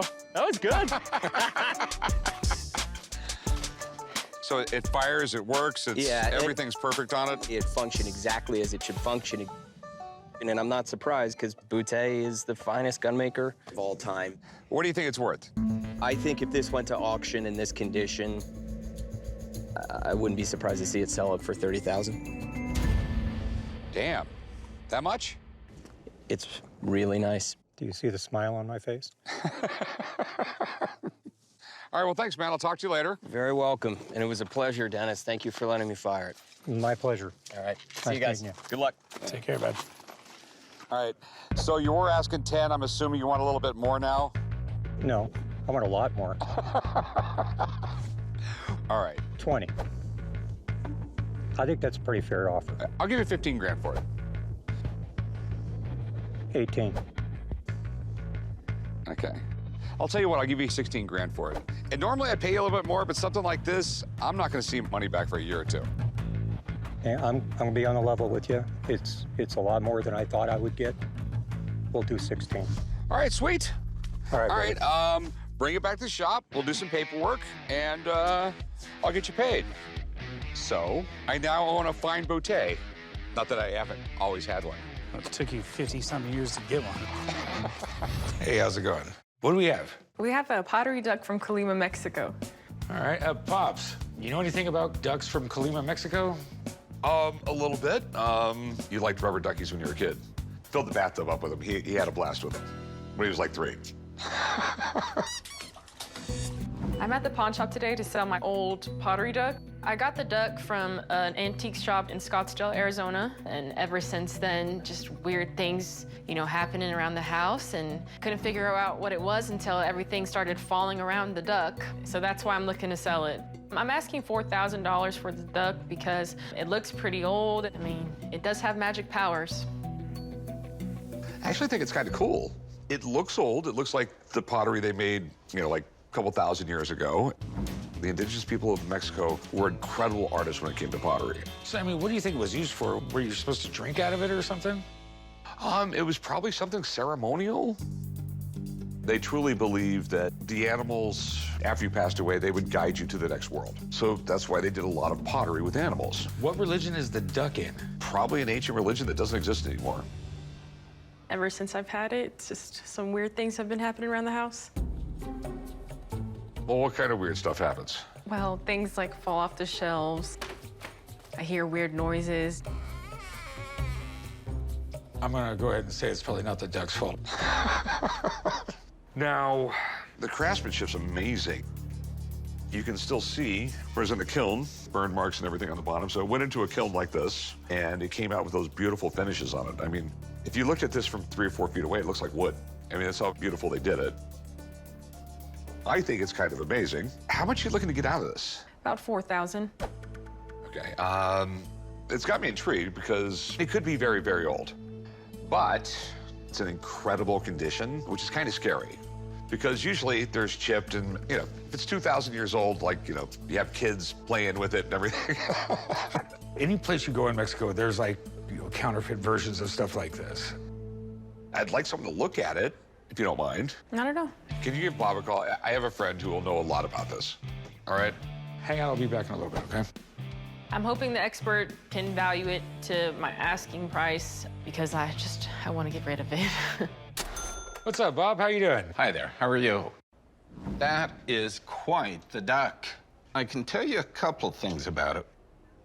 2,000 years ago, they made animals to go into a tomb, and they'd lay the body, and they'd place these animals around. All of the animals that they would put in the tomb had a function. They'd be companions, they'd be spirit guides, but most of them were to be eaten in the afterlife. A big fat duck like this was going to be somebody's dinner in the afterlife. It would have only gone to somebody fairly important. And this form, very rare. Can I take a look at it? Yeah, go right ahead. One of the things that I'm noticing, it's got the burnishing lines, so they would use a stone, and they would polish this extensively before it would go in the kiln. Got nice manganese blooms, but I see a repair here. I see that there are repairs in the body. They're almost invisible, so whoever restored this, they did a fabulous job. So you think this is 100% real? Yeah, 100% real, 300 BC to 300 AD, ancient. So what's it worth? It's authentic, it's old, it's rare, it's stunning. 8,000. Okay. You're not gonna whip out like your X-ray machine or anything on it? I don't need to. It's got all the signs you want to see. Well, Bob, I appreciate you coming down. My pleasure. It's amazing to see anything that's 2,000 years old, but it was in a tomb that has been protected from the elements and the ages. So of all of the ancient cultures, Colima seemed to survive the best. So you want 4,000 for it? Okay, I mean, I give you 4 because it does take a long time to sell it. Okay, awesome. right. Please. You want to go write her up? All right, luckily I'm not superstitious, so I'll meet you up over there. All right. And he's going to pay her in $100 bills. Hi, how are you? I'm good. How can I help you? So I am trying to sell this leather biker jacket. I'm thinking it's from either World War I or World War II. I just don't really know much about it. All right. Is your Harley parked out front? Oh, yeah. I'm at the pawn shop today to try to sell my vintage leather biker jacket that I believe is from either World War I or World War II. I'm hoping to get $1,000 for this jacket, especially since vintage clothing is coming back and the jacket is in such good condition. If I make the sale today, I'll probably save some of the money, give some of it to my dad, and maybe buy him a new record player. The jacket's really cool. So where did you get it? I found this when I was cleaning out closets in my house. My dad has always collected vintage leather jackets, and this one was just in there. Well, it's definitely a cool jacket. All right, let's take a look at it here. All right, we definitely got leather. It's showing some good age that leather would show as well. It's got the word Mac on the front, which maybe was a name. It has the airborne patch on it with the eagle right there. And then the other patch over here says Allied Airbornes. Some writing on the back. The battered bastards of Bastogne. So I definitely do agree with you. A wartime jacket, probably from the 40s or whatnot. But looking at the patches, I don't think this would have been like a motorcycle jacket. This looks like it would have been maybe like a pilot's jacket or something like that. I have some concerns though. I don't feel like the writing and the patches match up with the cut of the jacket. Looking at this jacket, it's cut more in the style of a European jacket. An American jacket would have come down more, kind of more flat. This is more typical of a European cut.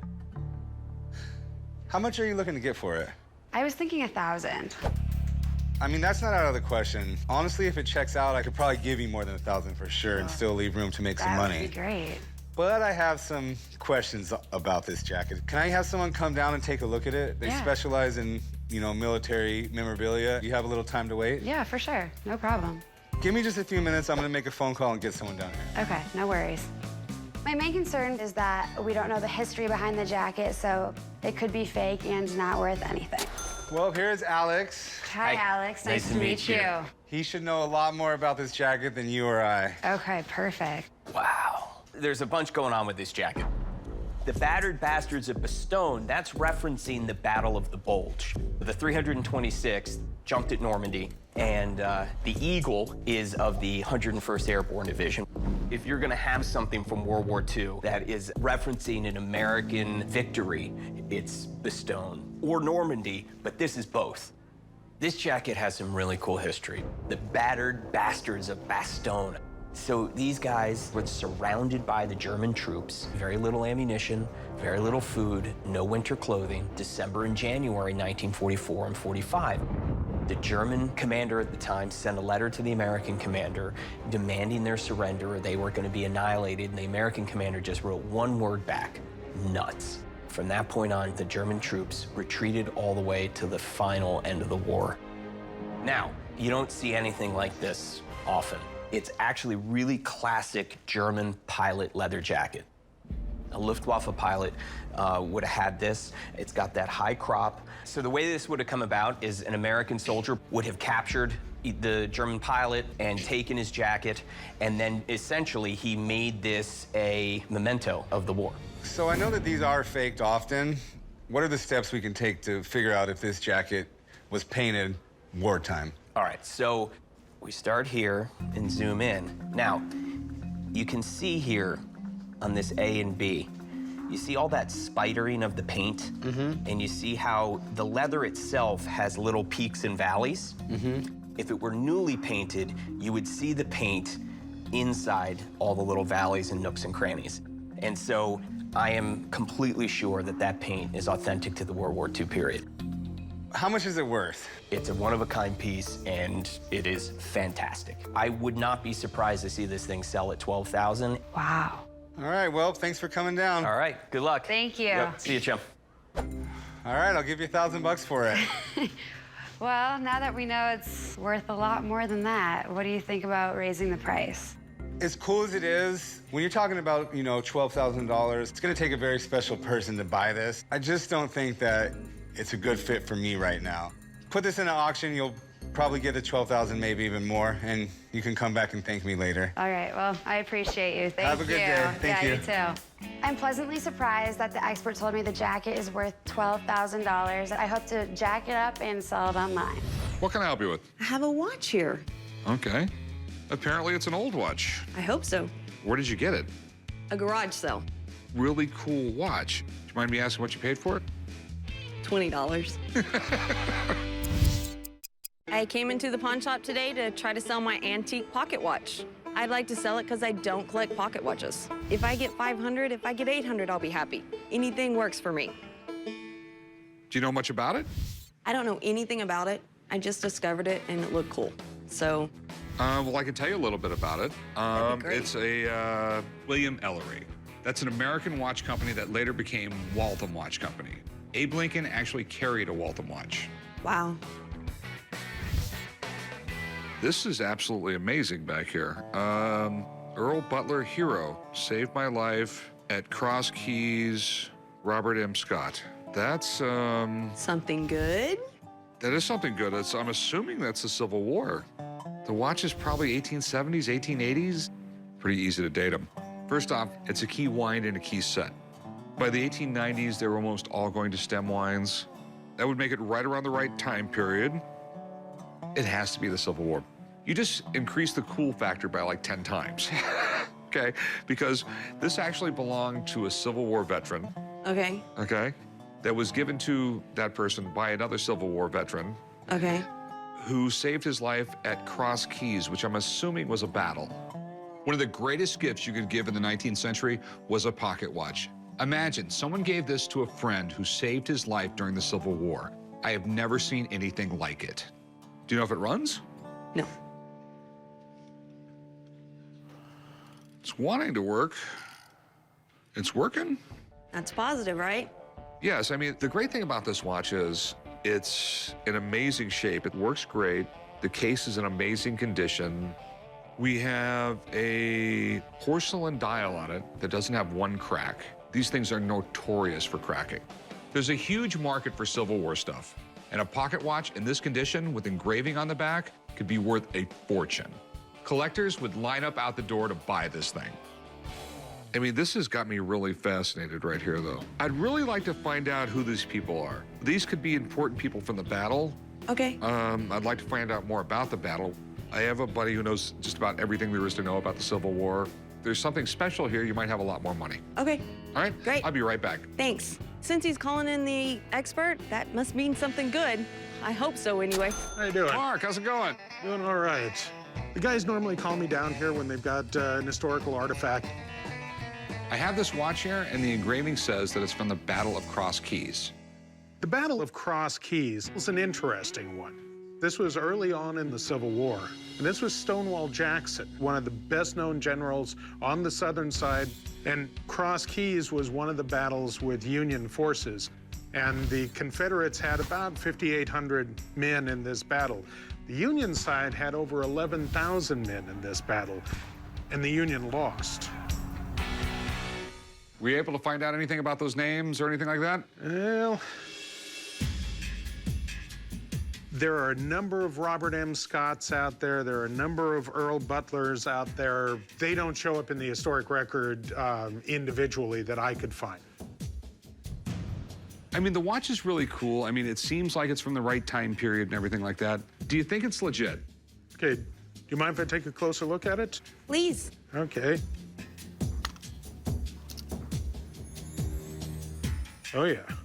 The time period would be probably the late 1880s, so the name on it and the serial number both fit. That's all good.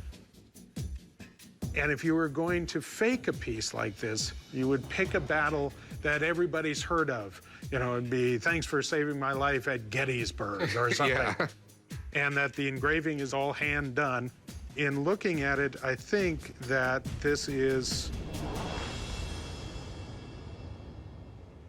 this appears to be correct to me. I think it's a very nice memorial from the Civil War. You know, this is somebody in post-war years and said, I want to say thank you. Hopefully that helps. Thanks, man. Not a problem. Thank you very much. What do you want for it? 2,000. I mean, the two people on there are really not known. So, $700. But the battle's known. 1,800. If it didn't have that engraving on it, is literally worth $400 or $500.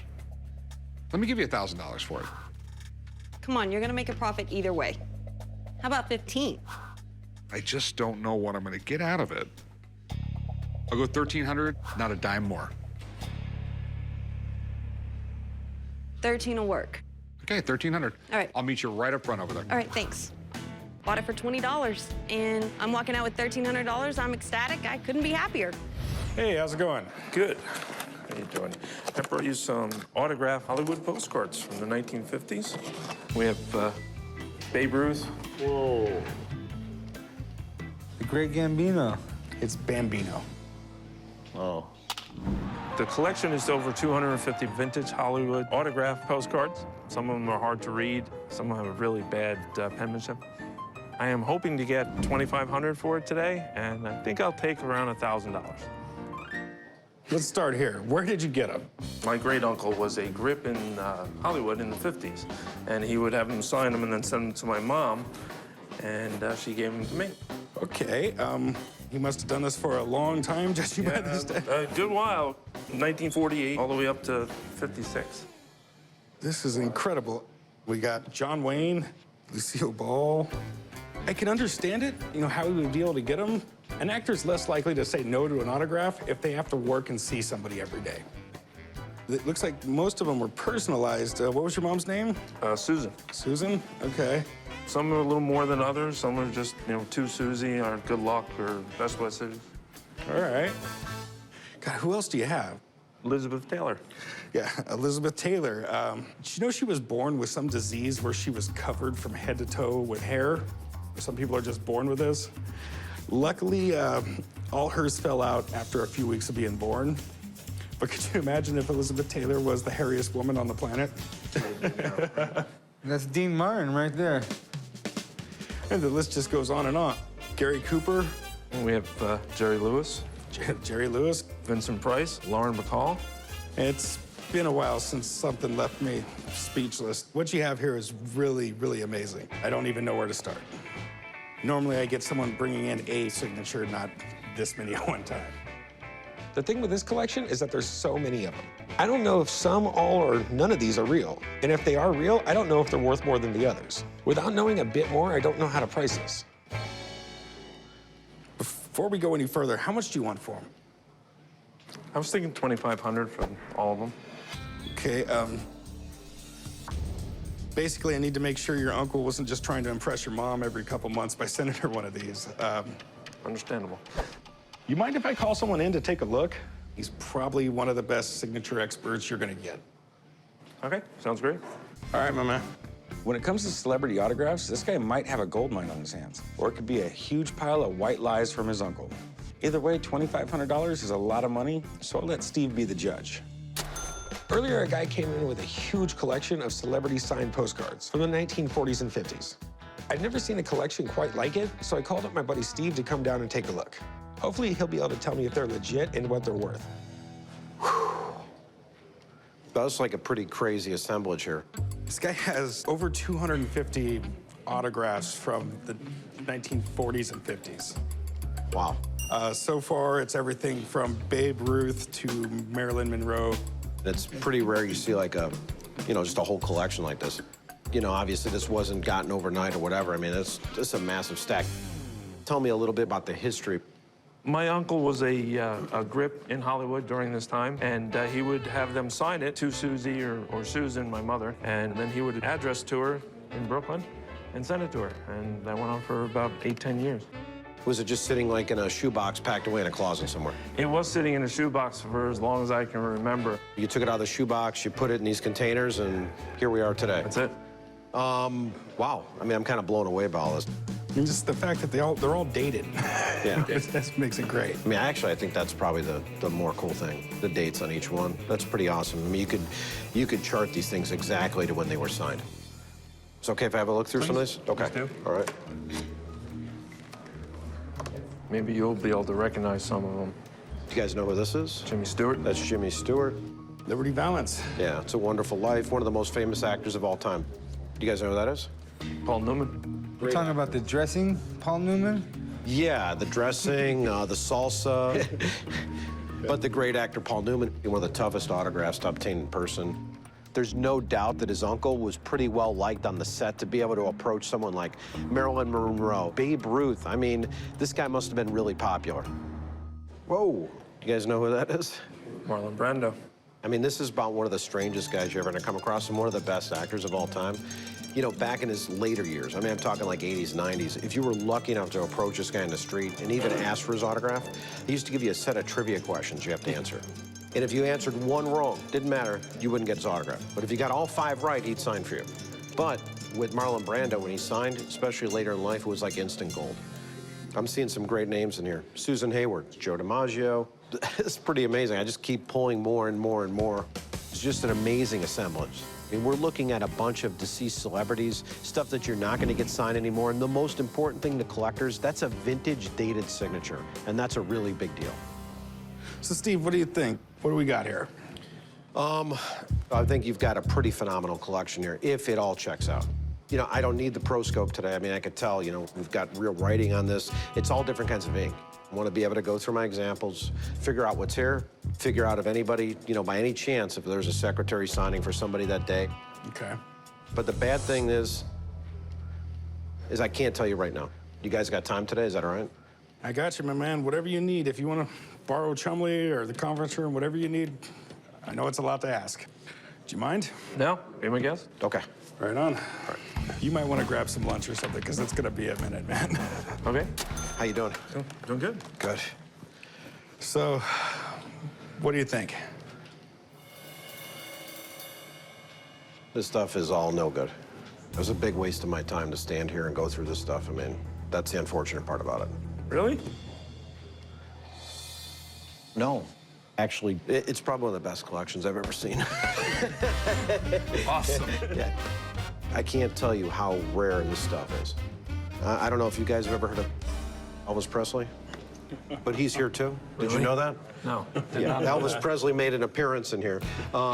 Great example. The guy's not an autograph guy. He didn't get him in person, so he really had no idea that someone like Elvis Presley was just sitting at the bottom of the stack. That is incredible. Frank Sinatra. Do you even know Frank Sinatra was in here? No. No See, idea. you're learning something new every day. Yeah. For 1954, this is at basically the height of Frank Sinatra. Babe Ruth, the great Babe Ruth. This one I really enjoyed a lot. It's dated May 3rd, 1948. You know, 3 months later, Babe Ruth was dead. The great thing about this Ruth signature is in ballpoint pen. Babe Ruth had a heavy hand, liked to sign in fountain pen. Now, I've had a chance to certify 3,000, 4,000 authentic Babe Ruth signatures in my time at PSA. I've seen maybe 10 sign a ballpoint pen. That's how rare they are. Wow. Well, he came in here wanting $2,500 for all of them. What do you think they're worth? That's pretty good. But an amazing collection. When I look at the signatures in here, it's pretty crazy. We're talking Humphrey Bogart, I saw Boris Karloff, Jerry Lewis, Willie Mays. I could just keep going on and on. You're looking at anywhere from about $8,000 to $12,000. Wow. Still on $2,500?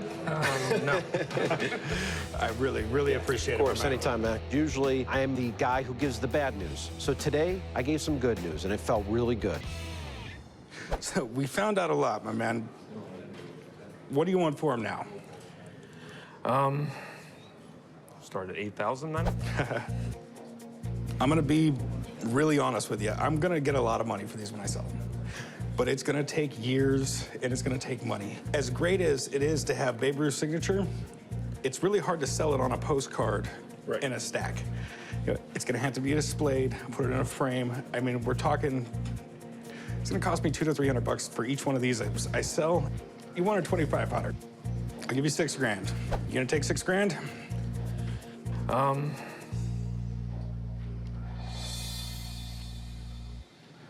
Yeah, I think so. That works. I'm sure my mom will be really surprised that we got $6,000 for it. Although, I might keep it a secret. Hey, can I help you? Hello. Yes, actually, I have this. All right. Are you a stamp collector? I'm not, but they do appear to be very valuable. They're extremely old. All right. The stamp that lost us the American colonies.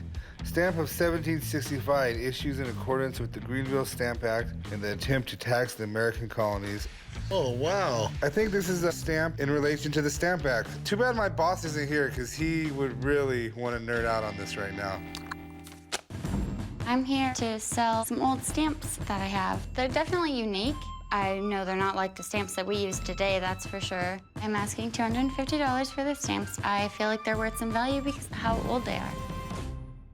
This is pretty cool. I mean, basically what the Stamp Act was is the British Parliament deciding that all British citizens need to pay a paper tax, whether they lived on this continent or in Britain. So they imposed this Stamp Act of 1765. And if you lived on this continent at the time, it wasn't America. Everyone was from England. So you still had to pay that tax. And this little stamp right here had to be on every single piece of paper, if I remember correctly. Otherwise, there was some type of legal consequence. Oh, wow. It says America on it, too, actually, on here. American colonies, yeah. We weren't quite America yet. This is right before, you know, we fought the Revolutionary War to become free. They're pretty interesting. They almost look embossed. They kind of look royal, you know? It kind of looks like something the British Parliament would make. It's these deep blue colors. How much are you looking to get for it? I'm thinking probably like $250. Well, normally I'd just go get my boss, but he's not gonna be back for a few hours. If you have a few minutes to hang out, though, I can call my buddy, and he knows the value of all this kind of stuff. Okay. Yeah, I've got a couple minutes. It could be worth a lot of money. I'd like to hear what the expert has to say because I'm confident they're valuable, but I'm not exactly sure how much. I'm just taking a wild guess on this. So, this is what I called you about? I thought it was pretty interesting, but Rick wasn't around, and I figured even if he was, he'd call you down anyways. He would love this. Yes, you're right. These are really, really interesting. This is something that a collector has put together who collected British revenue stamps. These ones up here are from the 1694 series, which was for general use by the British. However, this one here appears as a stamp issued by the British in line with the Stamp Act. Well, the Stamp Act was a way for the British Crown to raise money in the colonies in America. Remember, they had just come out of fighting the French and Indian War. They emerged victorious, but it was very expensive, and they wanted to recoup some of that money. So they came up with a Stamp Act, which specifically targeted the Americas. It mainly affected items on paper, although it also affected dice. I mean, who knew? No gambling without a tax. Exactly. I'll make sure it says America. The British issued all sorts of revenue stamps in the 18th century. If it says America, we're in business. Yes, it does. Yeah, this one says America. This is wonderful. So this is an important stamp. Seems like there'd be a lot of these if you had to stamp it on every piece of paper. You would think it was a relatively short-lived act. It was introduced in 1765 and just a few months later repealed. So there wasn't a lot of opportunity for their use. What kind of value would you put on it? Well, the basal value is about $400 or $500 if you're buying it in a stamp auction. But this also has some other stamps. I think to any advanced collector, it's easily a $1,000 item. Awesome. Yeah. Okay. Well, appreciate it. All right. All right. Congratulations. Thank you. Thank you. All right. Looks like someone's happy with what they heard. Yeah, I had no idea. I'm working with 1,000 now. How does that sound to you? It sounds like a little too much to me. Would you take $450? $450. That, I think maybe if it was just these, but... What are you thinking? Well, I don't want to sell them for half what they're worth, so how about $650? You think you could do 600? I don't think so. That's a little too low. That's almost selling them for half what they're worth. 250 to 650, huh? I could just take them back with me. I really want to show them to my boss, so I'm gonna make a deal. $650. $650. All right. Meet me right up here at the counter. Okay. I'll take these. I'm leaving here with $650 for those stamps, and that's more than I was looking for, and that's awesome. Hey, how's it going? Hey, how are you? They're big? Yeah. Damn. So, G.I. Joe Defiant Space Vehicle Launch Complex and the... Aircraft carrier. Aircraft carrier. They're cool, actually. God, I wish I was a little kid again. I'm not gonna lie, I played with them last week.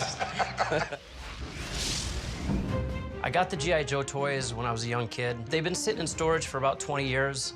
I'm selling the set for $1,500. I go to London a lot, and if I get the full $1,500, I'm gonna purchase my ticket to London right away.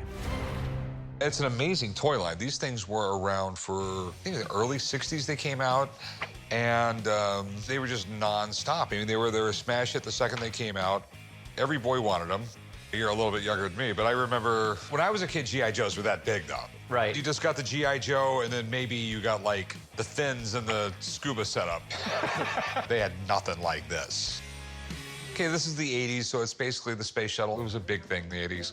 And, I mean, it's an aircraft carrier. I mean, plain and simple, every boy loves a giant aircraft carrier ship. I mean, you know, it's, I mean, it's cool stuff. This thing is 7.5 feet long. Yeah. G.I. Joes came out in 1964, and they were a huge success. But it wasn't until the 1980s where they started making these gigantic play sets. I know there's a lot of G.I. Joe stuff that's very collectible. I just don't know if these are. So how much were you looking to get for them? I'd like to get $1,500 for the set, for both. Okay. And they're all there? Yes. All the pieces are there? I'm 99.9% sure all the pieces are there, yeah. Okay. Do you mind if I call up a friend of mine? No. He buys and sells antique toys and collector stuff. Absolutely. Give me a few minutes. I'm going to call my buddy and get him down here, okay? I'm really excited about having a toy expert come in because I really want to know what it's worth, what I have in my possession. Wow. Hey, man, what's up? What's up, man? Hey, I'm Marty. Hey, nice to meet you. We got the Defiant and the Flag. Sweet, man. All right, so tell me about these things. The 80s was a fascinating time to grow up. I mean, the cartoons had toy lines. You had G.I. Joe, you had Transformers. I mean, you're watching it on Saturday morning cartoons, and then these toys were on the shelves when you went to any store across the country. You know, they were amazing. I mean, all the play sets, the vehicles, they were about 1/18 scale, so each figure fit in all of the carriers and tanks. To begin with, the Flag and the Defiant were very expensive toys at the time. Not very many people got them, and not very many people saved them. I mean, these were two of, like, the largest toys produced in the 80s, and these are definitely the holy grail when it comes to the G.I. Joe line. He wants $1,500 for these things. Well, looking at the condition of the boxes, I mean, definitely a win-win on the condition of those. The big part of the value is how complete it is. There's always the little parts missing. Okay. How are we gonna know if every piece is here? I'm definitely have to open them and put them together, for sure. You're gonna have to. You wanna play with them, don't you? You're gonna have to let me do that, man. So, how much are they worth if they're all here? Because he says everything's here. Well, if everything's here, you could easily see in the $4,000 to $5,000 range for the pair. Wow. Right on. I mean, to any G.I. Joe collector, I mean, this is at the top of the list. Okay. So you still want $1,500 for him? I mean, you brought your guy in, and he's telling me it's worth $5 grand now. I mean, I'll tell you what, I'll give you $2,500 for him. can we do 38? I'll tell you what, I'll give you $3 grand if they're all here. That's the most I'll do. All right, that's the deal. All right. So if you guys can put them together and all the pieces are there, we got a deal. All right? Thank you. All right, I'll be back in a little bit, man. Cool, man. Which one do you want to start with? Let's go at it with the Defiant first. I'm a little nervous about not having all the pieces there. I'm just hoping that I was a good boy and did what my mom told me and put my stuff back the way that I found it. This thing is really cool, though. And it actually comes all the way up. Isn't that awesome? You guys look like you're enjoying yourselves. You know, man. This is what I do every day, man. Play with toys. Great job. Thank God I never bought these for my kids. Dude, I mean, this is days and days of fun. I mean, you were everybody's best friend if you got any one of these toys. I mean, these are classic. Back then, I mean, these toys are massive. I mean, they'll never build toys like these again. I mean, the quality of them, I mean, the thought that went into it. I mean, the blueprints were so cool for these vehicles. I mean, you had to build them. You had these huge blueprints. I mean, you felt like you're a part of, like, the G.I. Joe army, you know what I mean? Well, the question, is it all here? Well, overall, figures are here, instructions are here, and luckily all the pieces are complete. Yes. All right, cool, man. So we got $3,000? Well, you got $3,000. I got this. Glad it was a G.I. Go and not a G.I. No. You can take this apart. All right. No problem. I got you, man. Let me give you some money, man. Cool. I'm absolutely blown away, and I'm stoked. I'm really excited. Now I get the plane ticket to London and a little side money. Maybe I'll go first class. So what do we got here? Got this sword I want to sell you. All right. And there's a mark on it that might be Tiffany's. Tiffany's, Yeah. okay. It's not as good a shape as it was new. I guarantee you Tiffany never put anything this ugly out new. When I first saw the sword, I thought it was so cool, and I was quite surprised when somebody pointed me out the maker's mark on it. Fingers crossed that it'll bring in a lot of money, and that it is actually a Tiffany's sword. All right. Where'd you get it? I got it in Walla Walla, Washington, in a little antique shop. I'm a commercial photographer, so I used it as a prop and forgot about it for 10 years. Okay. It looks like a cavalry sword used during the Civil War. You can always tell by the handle and the shape, and it's got all the normal wear you would expect on it. You have no amateur restorations here, but I mean, it's got a good, patina to it. It looks nice. It's just the Tiffany thing is really, really throwing me off. I mean, I've seen hundreds, if not thousands, of Civil War era cavalry swords, and none of them said Tiffany on it. I didn't know they were a sword maker. Yeah, I mean, they'll make pretty much anything, but if they did, they were generally presentation pieces, made of silver, very, very ornate, very beautiful swords that you would never want to take into battle. They're probably one of the most counterfeited jewelry companies in the world. That's because most of their stuff is so nice. Hell, even the Super Bowl trophy is made by Tiffany. It's not out of the question that a jewelry company would be asked to help aid in war efforts.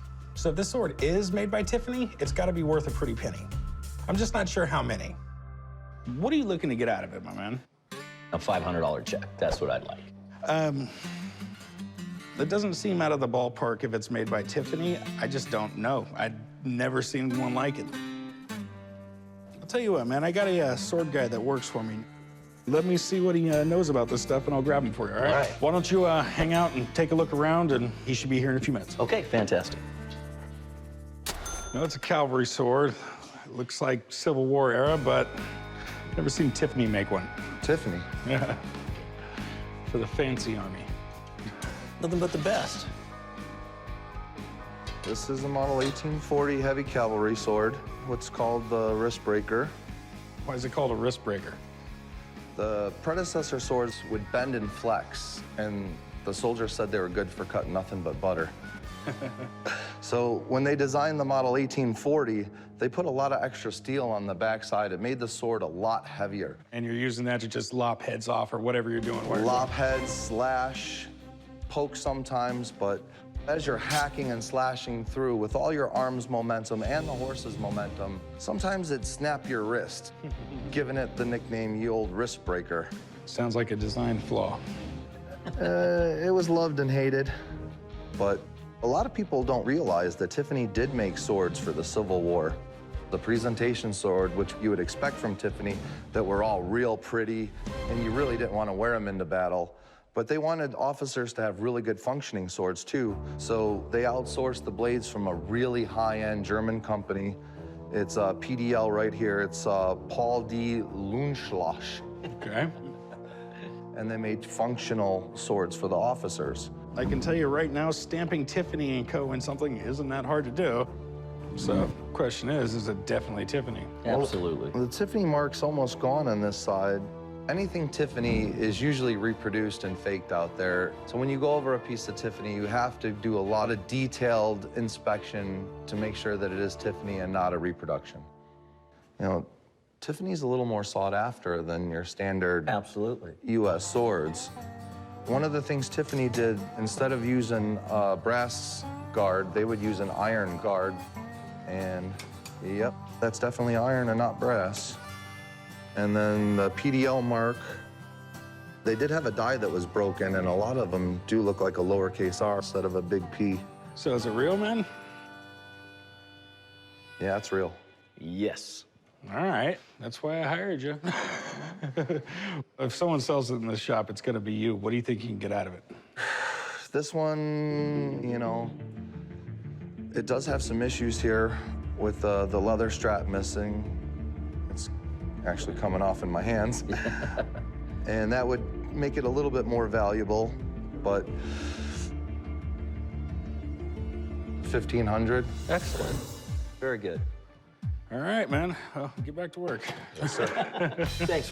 The wrist breaker sword's something every Civil War collector wants. But to have one made by Tiffany, that's like the highlight of anyone's collection, is to show off their Tiffany sword. All right, so you said you wanted 500 for it. Yep. But you brought the expert in. Yeah, that doesn't always work out that well for me, does it? Now you've just educated me. Let's go 8. You know, man, I really don't have to have it. You know, it's... You don't have one. It's a Tiffany's. You know, I am gonna have to get it rewrapped. It's gonna have to be cleaned up a little bit. We'll do 650. 675, you got a deal. All right, 675, man. Cool. You got it. Why don't you go ahead and find Rocco back there? He'll write you up. Great. Thank you. 675. Now I have some money to go spend something for the girlfriend at Tiffany's. Hey, what's up, man? How's it going? What do we got? Old school Indian motorcycle toolbox. Oh, wow. Do you mind if I take a look at it? Yeah, absolutely. These are actually pretty cool, man. When you buy a car today, you expect to have a car with a warranty and they're gonna take care of it and fix it every time. Yeah. Back in the day, they give you a toolbox with it. I came to the pawn shop today to sell my old toolbox that used to be on the Indian motorcycle. I got this from my neighbor who was just throwing out old memorabilia from motorcycles, and so I decided to grab it. I believe it's from the 1930s. I'm looking to get about $200 for this, and anything's better than nothing. You got something really cool here. Old Indians are awesome. They were founded in the 1800s. They were actually a bicycle company, but in the early 1900s, these guys were way ahead of the game as far as motorcycle manufacturing. In the 1920s, they just basically blew up the market with the Indian Scout. It was a really fast, really cool bike. I'm assuming this was the one that was mounted on the 4-cylinder between 36 and 39 when the Sport Scout came out. This was actually mounted on the swing arm because back then they expected you to know how to work on your motorcycle when you bought it. Yeah. But the cool thing is, with Indian, anything is collectible. So, any idea what you want to get out of it? $200? Well, it's your lucky day, man. I'm telling you right now, you got something really kind of cool here, and I know what I can get for it. I can sell this for at least $1,000. I'm kind of robbing you if I only give you 2. Let me give you 4. You okay with that? How about a 700? You wanted 2, and I offered you more than you were asking. How about 600? How about 4? 5? Do you know how generous I'm being right now? I'm giving you twice as much as you asked for when you came in here. Let me give you $400 and we'll call it a day, all right? All right. Got double what I was asking for, so I'm ecstatic. Now that I have $400, I'll tell my wife I got the 200 and keep 200.